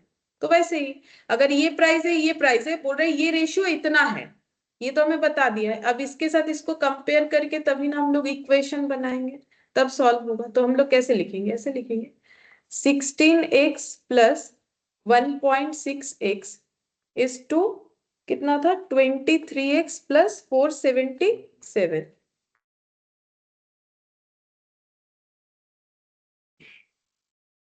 इक्वल कितना हो जाएगा? 11/20। बोलो पहले, यहाँ ये वाला समझ में आ रहा है या कोई डाउट है तो बोलो, हम बता देंगे। ये जो इक्वेशन बना, क्या इसमें कुछ डाउट है किसी को कि ये ऐसा क्यों हुआ? ये नहीं समझ में ना है ना कुछ? ना। अब तो क्रॉस मल्टीप्लीकेशन करो, जैसा करते हैं हो जाए।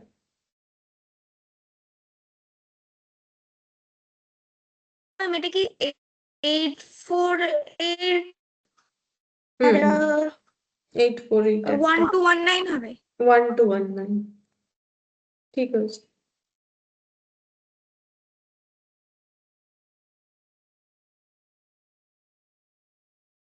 11 इंटू 23 कितना होता है?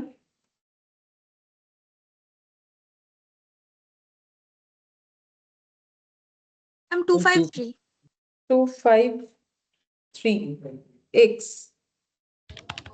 और 477 इंटू 11 5247 5247, 17.6x इंटू 20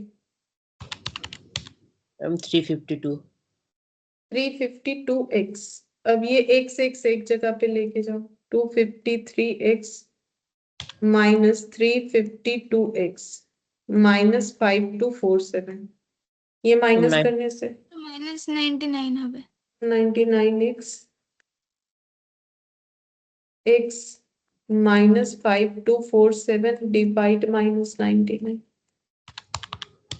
53 53, ठीक है। तो ओरिजिनल प्राइस कितना हो जाएगा? x मिल गया, तो ओरिजिनल प्राइस है 16x, यानी 16 इंटू 53, और 23x यानी 23 इंटू 53। अब देख लो कैलकुलेटर पे कितना कितना है।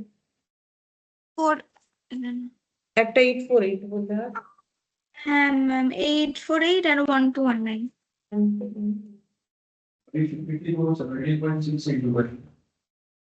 17.6 से नहीं, ओरिजिनल प्राइस तो फिर 16x से होगा। अगर न्यू बोलता तो फिर हमें वो करना पड़ता 17.6।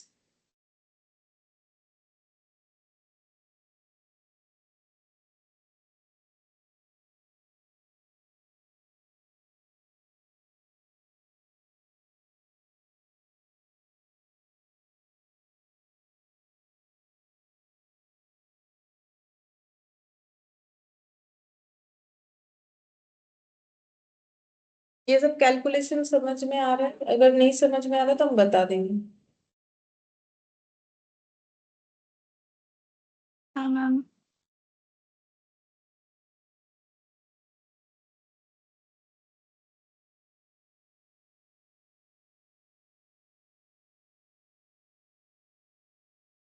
ठीक है, कोई डाउट नहीं है किसी को?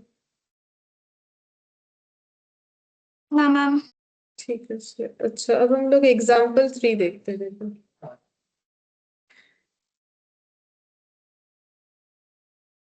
ये तो 23 एज क्योंकि वही पूछा है ना हमें, ओरिजिनल प्राइस कौन सा है वो पूछा है, तो ओरिजिनल वाला रेशियो कितना था 16। हाँ तो उसी को x माना था, तो उसमें x लगाओगे तो ओरिजिनल प्राइस पता चल जाएगा।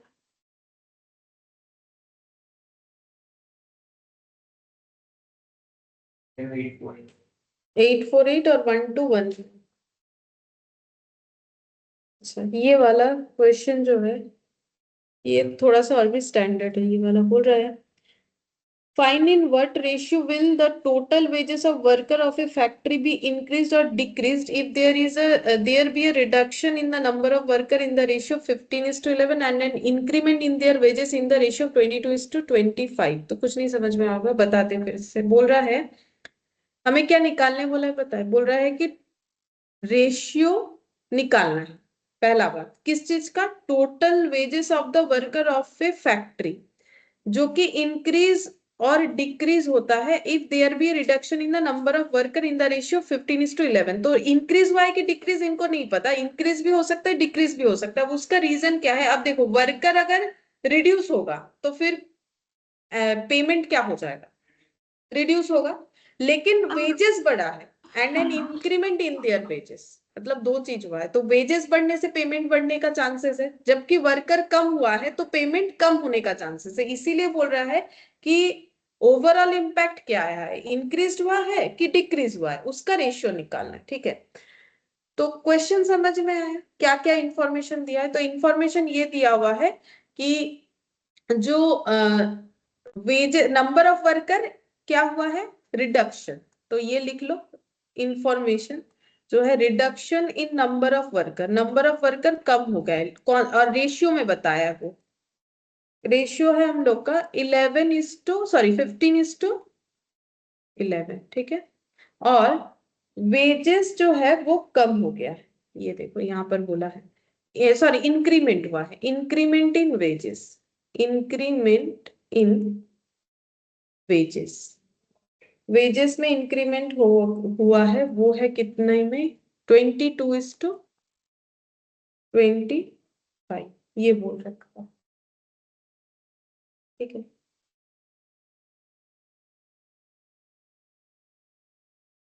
22:25। ठीक है, अच्छा अब हम लोग को क्या चीज निकालना है बोलो तो, किसका रेशियो निकालना है, टोटल वेजेस। ठीक है, तो सबसे पहले मुझे एक चीज बताओ कि टोटल वेजेस कैसे मिलता है। जैसे मान लो एक फैक्ट्री में 5 लोग काम करते हैं, छोटा सा एग्जांपल, और हर एक को 100 रुपए करके मिलता है, ठीक है, डेली का। तो फिर डेली का पेमेंट कितना है उस फैक्ट्री का, लेबर 500। तो कैसे मिला, 5 into 100. 500. तो 5 क्या था नंबर ऑफ वर्कर, What? और वेजेस कितना था 100। तो फिर टोटल वेजेस कैसे मिलेगा, नंबर ऑफ इनटू जो पेमेंट हो रहा है इनटू वेजेस, ऐसे करके मिलेगा। ठीक है, तो टोटल वेजेस का रेशियो निकालने बोला है। पहले तो ये समझना पड़ेगा कि टोटल वेजेस कैसे आएगा।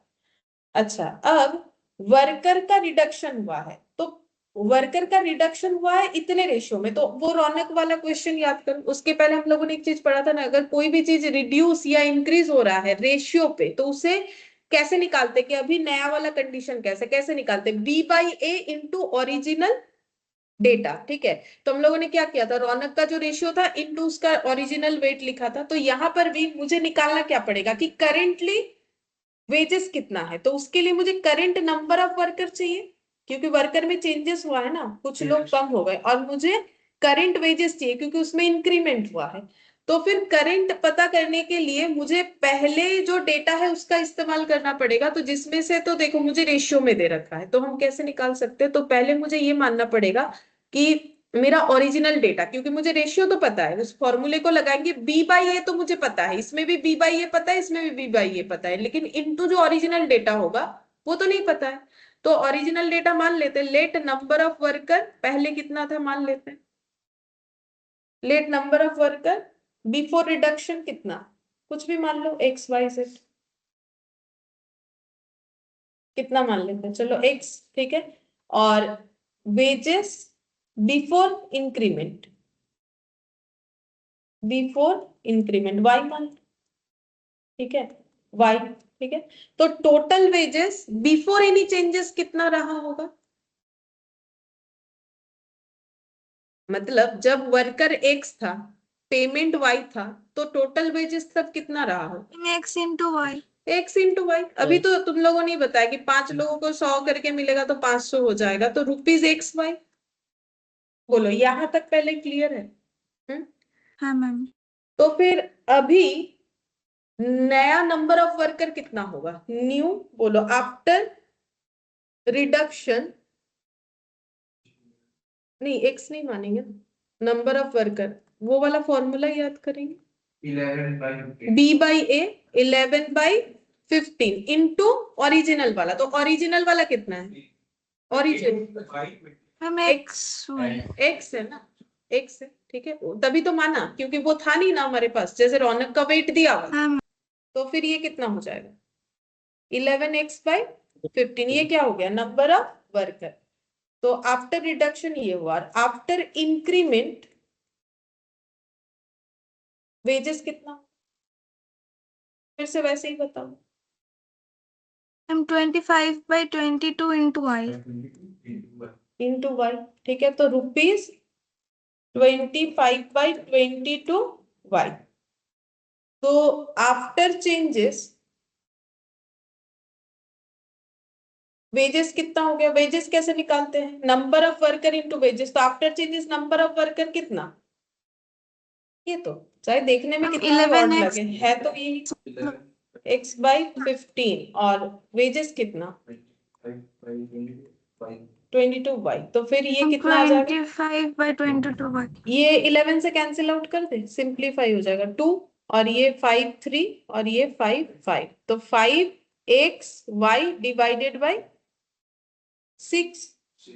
ठीक है, अगर नहीं करना चाहते 11 इंटू 25 कर लो तो भी हो जाएगा। तो ये आ गया 5xy डिवाइडेड बाई 6। तो अब रेशियो क्या बन रहा है? टोटल वेजेस का। तो रेशियो कैसे निकालोगे? तो रेशियो किस चीज का निकालने वाला? कंपेयर। कंपेयर क्या करोगे? पहले कितना वेजेस देते थे, अब कितना देते हो? पहले कितना देते थे, अभी कितना देते हैं? 5xy/6। अब इसका रेशियो निकालना पड़ेगा, तो रेशियो कैसे हो जाएगा?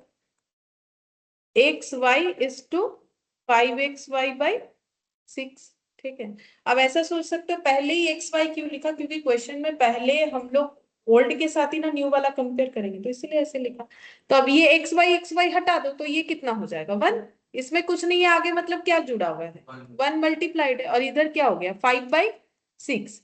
अब क्या करोगे? एलसीएम कर दो, इसके नीचे कुछ नहीं हो, 1 है, तो 1 इंटू 6, और 5/6 इंटू 6, तो आंसर क्या आ जाएगा? 1:5, सॉरी 6:5, 6:5। बोलो समझ में आया यहाँ तक? हाँ मैम.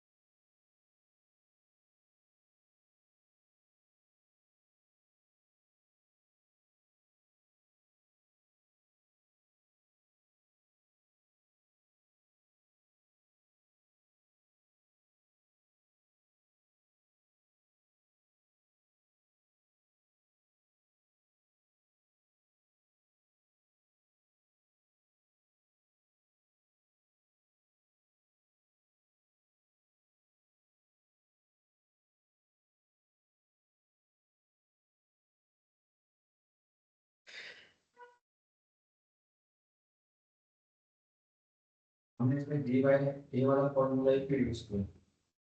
क्योंकि इसमें इंक्रीमेंट या डिक्रीमेंट हमारे रेशियो के फॉर्म में, रेशियो के फॉर्म में होगा तो वही, मतलब देखो अगर फॉर्मूला नहीं यूज करना चाहते तो ऐसे कर सकते हैं कि वर्कर, जो मैंने बताया देखो, जैसे वर्कर रिडक्शन हुआ है तो 15 से वर्कर कितना हो गया, इसका मतलब 11, ठीक है। तो फिर 1 से कितना हो जाएगा 11/15, तो x से कितना हो जाएगा 11/15 इंटू एक्स। तो फॉर्मूला भी तो देखो कंसेप्ट के साथ ही आया ना, कि ये यूनिटरी मेथड, इसी से फॉर्मूला आया है, वही बताया ना तब 11/b है। तो ये इसीलिए ये वाला यूज किया ताकि हम लोग ये निकाल पाए कि x में फिर हम लोग का कितना रिडक्शन हो रहा है आउट ऑफ x, ठीक है। उसी तरीके से इसमें इंक्रीमेंट हो रहा है, तो जो पहले 22 था अभी 25 हो गया, जो 1 है वो 25/22 हो गया, तो जो y है वो कितना हो जाए। इस तरीके से टोटल वेजेस और ये, ठीक है। अच्छा, तो जो भी क्वेश्चन था यहाँ पर हम लोग का एग्जाम्पल वो कंप्लीट हो गया। अब एक्सरसाइज यहाँ पर है, तो छोटा छोटा कुछ क्वेश्चन है वो पहले पूछ लेते हैं। बोल रहा है कि the inverse ratio of 11:15। Ma'am ए হবে 15:11। 15:11 हो जाएगा, ठीक है। तो 1 का आंसर क्या हो जाएगा ए। अच्छा, फिर the ratio of two quantities 3:4, antecedent 15, consequent क्या होगा। हम 20। हाँ मैम 20 देखो डी। जो एंटीसीडेंट है वो कौन सा है, ये वाला, और जो कंसिक्वेंट है वो ये है। तो अब बोल रहे हैं ये 3 अगर 15 है तो 315 कैसे बनाओ, इंटू 5 करके। तो इसमें भी तो 5 ही लगाना पड़ेगा क्योंकि सेम वैल्यू से मल्टीप्लाइड होता है। तो फिर आंसर क्या हो जाएगा 20। फिर बोल रहे हैं the ratio of quantities is 5:7 if the consequent of its inverse ratio is 5, the antecedent is ma'am 7 7। C option.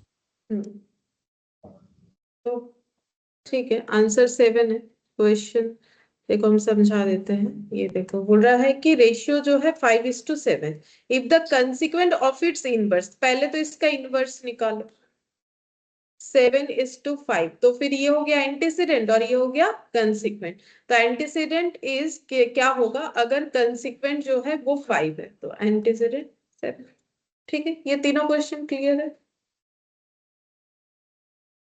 हाँ मैम। ठीक है। फिर नेक्स्ट देखते हैं।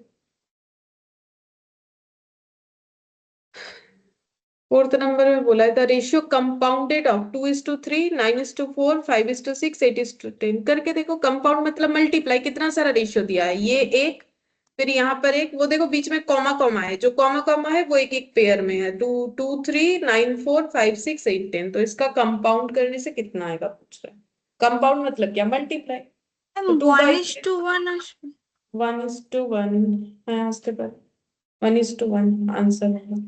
1:1 ही होगा। ये देखो 2/3, इसके बाद क्या लिखोगे, जो लिखा हुआ है भाई लाइन बाय लाइन लिख दोगे। 9/4 इंटू 5/6 5/6 इंटू और 10/10 8 8/10। 8/10, ठीक है। आप कैलकुलेट करो, ये देखो 3 9, ये हो गया 2 2 3 2 5 2 2 2 4 2 8 1/1, तो 1:2। अगर तुम लोग कैलकुलेटर में भी पूरा कर लोगे 2 9 5 8 फिर divided by 3 into 4 into 6 into 10, तो दोनों में डिवाइड में सेम ही आएगा, 720 आएगा। 7 3 12 12 6 72, हाँ ये आएगा, मतलब 1:1। फिर बोल रहे डुप्लीकेट रेशियो ऑफ 3:4, तो डुप्लीकेट अगर याद है तो बोलो, नहीं है तो देख के बताओ। मैम कॉम्प्लीमेंट 9:16 हाँ सी। स्क्वायर होगा तो 9:16, ठीक है। सब डुप्लीकेट देख लो क्या होता है, नहीं याद है तो देख के 5:6 रूट होता रूट है, को तो रूट 25 का रूट कितना होता है 5, और 36 का रूट कितना होता है 6, ठीक है। ट्रिप्लीकेट मैम 8:27 ए होगा, इसका क्यूब और इसका क्यूब, 2 का क्यूब और 3 का क्यूब। सब ट्रिप्लीकेट मैम 2:3 2:3 क्यूबिक रूट हो जाएगा क्यूबिक है। ऐसे। ठीक है, अब इसको सॉल्व कैसे करते मैंने बताया ना, 2 दी पावर कर दोगे तो सॉल्व हो जाएगा। मतलब वही कि ये वाला कितना डिजिट है जिसको मल्टीप्लाई 3 बार करने से, मतलब ये क्यूबिक रूट है ना हमारा 8 आ जाएगा, तो फिर ये 3 का क्यूब 1/3, तो ये देखो मल्टीपल पावर मल्टीप्लाई हो जाता है, 3 और 1/3 कैंसिल आउट, तो क्या हो जाएगा 2:3। फिर बोल रहे कंपाउंड करना है फिर से 4:9 एंड 1:3। डुप्लीकेट। अच्छा 1:3 आंसर है, ठीक। डुप्लीकेट रेशियो ऑफ 3:4, कंपाउंडिंग करना है इसके साथ इसके डुप्लीकेट का, तो निकाल के देखो कितना आता है। आंसर बोला जा रहा है मुझे कत बोल रहे अनिता, 1:3 ना 3:1? 1:3 বললাম ওইটা। ঠিক। कंपाउंड करने बोला है 4:9, मतलब 4/9 इंटू 3:4 का डुप्लीकेट, तो उसका डुप्लीकेट होता कितना है? 9:16। 3 स्क्वायर और 4 स्क्वायर, किसी भी रेशियो का डुप्लीकेट तो उसका स्क्वायर होगा, तो 3 का स्क्वायर मतलब तो 9 और 4 का स्क्वायर 16, तो ये कितना बचा? এটা তো 1/4 बचा। 1:4 হচ্ছে। हाँ ताहले 9 ए होगा, ठीक है। आंसर क्या हो जाएगा 9 का ए। ए। अब ये फिर से बोला है the ratio compounded of 4:9, duplicate ratio of 3:4, triplicate ratio of 2:3 and 9:7, ये करके बताओ, ये सबका ट्रिप्लीकेट सॉरी कंपाउंडिंग करने बोला 10th नंबर।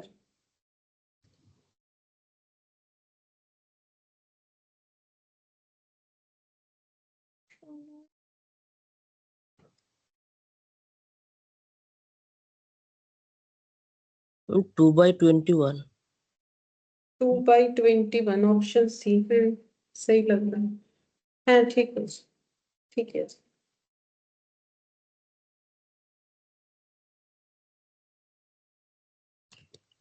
वो 9/7 सिर्फ अकेला नहीं है? हाँ नहीं, सिर्फ अकेला आएगा एंड 9 मतलब वो इंडिविजुअल, उस पे कुछ नहीं है ना, तो डुप्लीकेट ट्रिप्लीकेट, वो सिर्फ 9/7 है।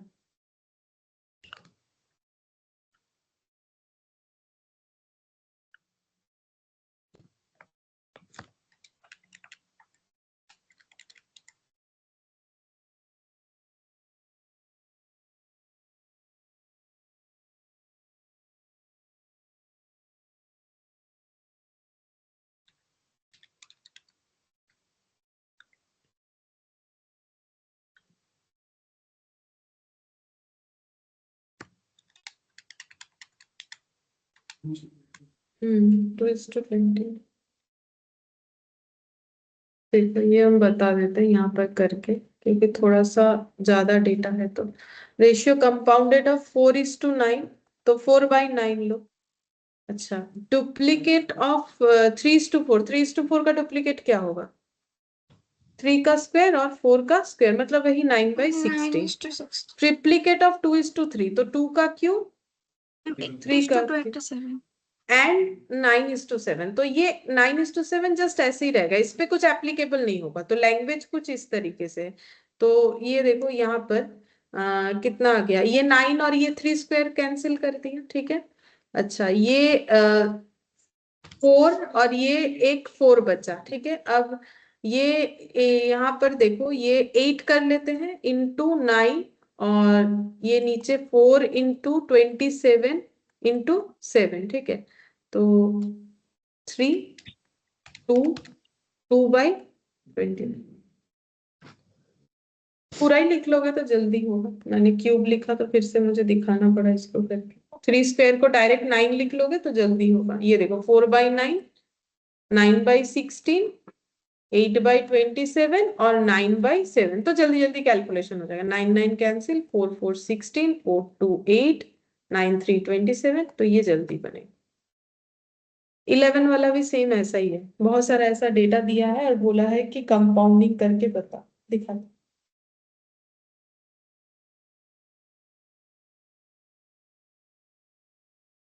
ठीक है, 10 तक क्लियर है, कोई डाउट नहीं?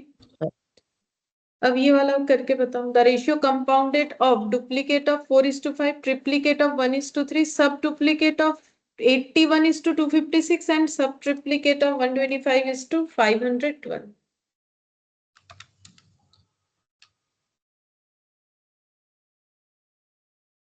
ম্যাম এটা 1/120 আমাদের বই আলাদা আছে ম্যাম এটা। কি দেওয়া আছে বলো তো? মানে কোশ্চেনটাই আলাদা পুরো। কি দিয়েছে? The ratio compounded of 4:5, 9:7, the triplicate ratio of 3:4, and the triplicate ratio of 2:3 is দিয়েছে। আচ্ছা, ওটাও করিয়ে দিচ্ছি, এটা করো, ওটাও করিয়ে দিচ্ছি। আচ্ছা ম্যাম। কি বললে আরেকবার বলো? দ্য রেশিও কম্পাউন্ডেড অফ, আরেকবার বলো তুমি যে কোয়েশ্চেনটা বললে। ওটা কি 10-এরটা বলছো নাকি? দেখো তো একবার। আমার বইতে যে 10-এরটা করি। না ম্যাম 10-এরটা তো আমাদের সেমই আছে। ও হ্যাঁ, পেয়ে গেছি তোমাদের। ঠিক আছে, এটা করো, তোমাদেরটাও করো। পেয়ে গেছি। দ্য রেশিও কম্পাউন্ডেড অফ 4:5, 9:7, তাই তো? হ্যাঁ ম্যাম। এইটা তুলে দিয়েছে, এটা দিয়েছে। ঠিক আছে, এটা করো, ওটাও করতে দিচ্ছি। ম্যাম এটা তো 1/120 আসছে। 1/120, none of this. হ্যাঁ, none of this is it. अच्छा, डुप्लीकेट ऑफ 4:5 कितना होगा? 16/25। ম্যাম 16/25। पहला तो ये लिखेंगे इनटू 1/20। ट्रिप्लीकेट ऑफ 1/3 मतलब 1/27। अच्छा, फिर बोला है सब डुप्लीकेट ऑफ 81 और 256। 9/60। 9/60। 256 का रूट कर 16 आता है। कैलकुलेटर पे ही हो जाएगा। रूट लगा लो, कैलकुलेटर पे रूट का ये रहता है, फंक्शन रहता है। ऐसे करने से हो जाएगा। ये रहा 256 और इसमें से रूट लगाना।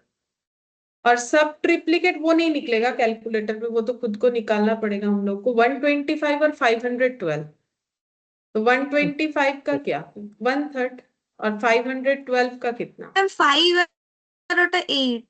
हाँ, तो एक्चुअली कोई भी डिजिट 3 बार मल्टीप्लाई करने से 125 होना चाहिए। तो अब कैसे फाइंड आउट करोगे? तो 1 को 3 बार करोगे तो 125 होगा नहीं, 2 को करोगे तो 8 होगा, 3 को करोगे तो 27 होगा, 4 को करोगे तो 64 होगा, 5 को करोगे तो देखना कैलकुलेटर में 125 आ जाए। ऐसे करके निकालना। एक बार फिर से बोलिए, क्या करना है इसमें? ये वाला तो 125 और 512 का सब ट्रिप्लीकेट बोला था। तो अब इसको कैलकुलेटर पे कैसे करो? सब ट्रिप्लीकेट मतलब कोई एक डिजिट को 3 बार मल्टीप्लाई करने से ये वाला डिजिट आ जाएगा जिसका सब ट्रिप्लीकेट होगा। तो अब कैलकुलेटर में 1 1 1 3 बार करोगे तो ऑब्वियसली 125 तो आएगा नहीं। 2 2 2 3 बार करोगे तो उसमें भी नहीं आएगा। 3 3 3 3 बार करके देखना, उसमें भी नहीं आएगा। 4 4 4 उसमें भी नहीं आएगा। तो किस में आएगा? 5 5 5 में आ रहा है तो फिर वही हो जाएगा। मतलब 5 का क्यूब करोगे तो फिर वो 125 हो जाएगा। 512 के केस में से 5 तक देख लिया तो 512 तो होना नहीं। अब 6 पे चेक करो, नहीं आएगा। तो 7 पे नहीं आएगा तो 8 पे। ठीक है, तो ऐसे करके आ जाएगा। 5/8। 5/8 होगा।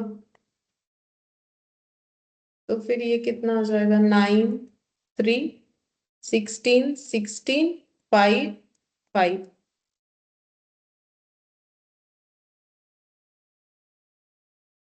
1/, नहीं 8 into 5 into 3 into 8, 24 into 5, 120। 120 120। तो 120 होने से ऑप्शन डी हो रहा है, नन ऑफ दिस। ठीक है। अच्छा, ये एक क्वेश्चन एडिशन हुआ है, वो लिखवाते हैं। ठीक है, मैंने वो पुराना पीडीएफ निकाला तो उसमें वो वाला है नहीं। तो लिखो the ratio compounded of 4:5। The ratio तुम लोग को मिल जाएगा, तुम लोग के नए मैथ में। रेशियो कंपाउंडेड ऑफ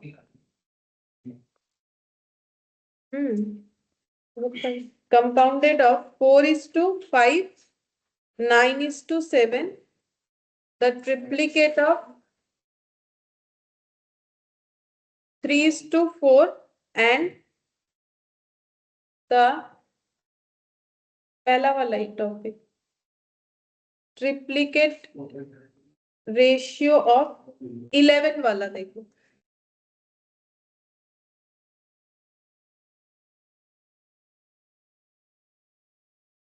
ये वाला मेरा 11 वाला अलग था, मतलब ये जो पुरानी वाले पीडीएफ वो क्वेश्चन हटा दिया, ये दिया है, ठीक है कोई बात नहीं। ये तो देख के तुम लोग समझ जाओगे कि क्या किया हुआ है ये वाला, ठीक है। नंबर ऑफ क्वेश्चन से क्या फर्क पड़ता है, कंसेप्ट याद रहने से मतलब। कंपाउंडेड ऑफ 4:5 9:7 ट्रिप्लिकेट, तो बोलो 4:5 को क्या लिखेंगे, 4/5। 9:7 triplicate of 3:4 27 by 64. 64 triplicate of 2:3 8 8 by 27. 27। तो देखो कितना आएगा 27 এটা 27। ম্যাম none of this হবে মানে আচ্ছা এটা দেখো তো কি দিয়েছে তোমাদের आंसर 9 और ये हो गया 70, कितना आ रहा है? হ্যাঁ ম্যাম এটাই আসছে কিন্তু উত্তরটা নেই দেখো তো কত দিয়েছে, একদম শেষে হবে। আচ্ছা আমি দেখছি 11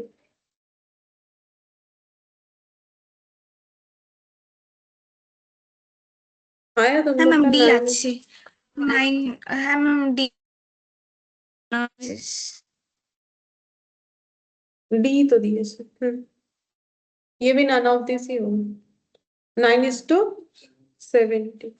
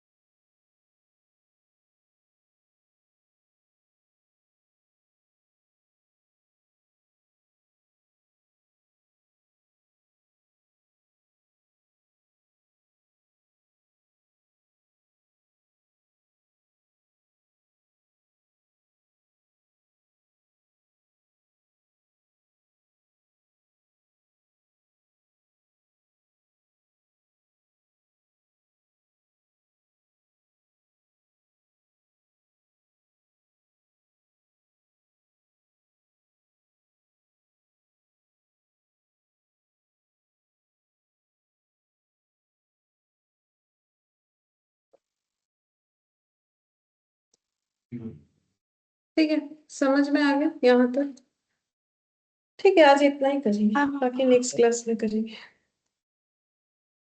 thank you ma'am Thank you. Bye ma'am Bye, ma'am.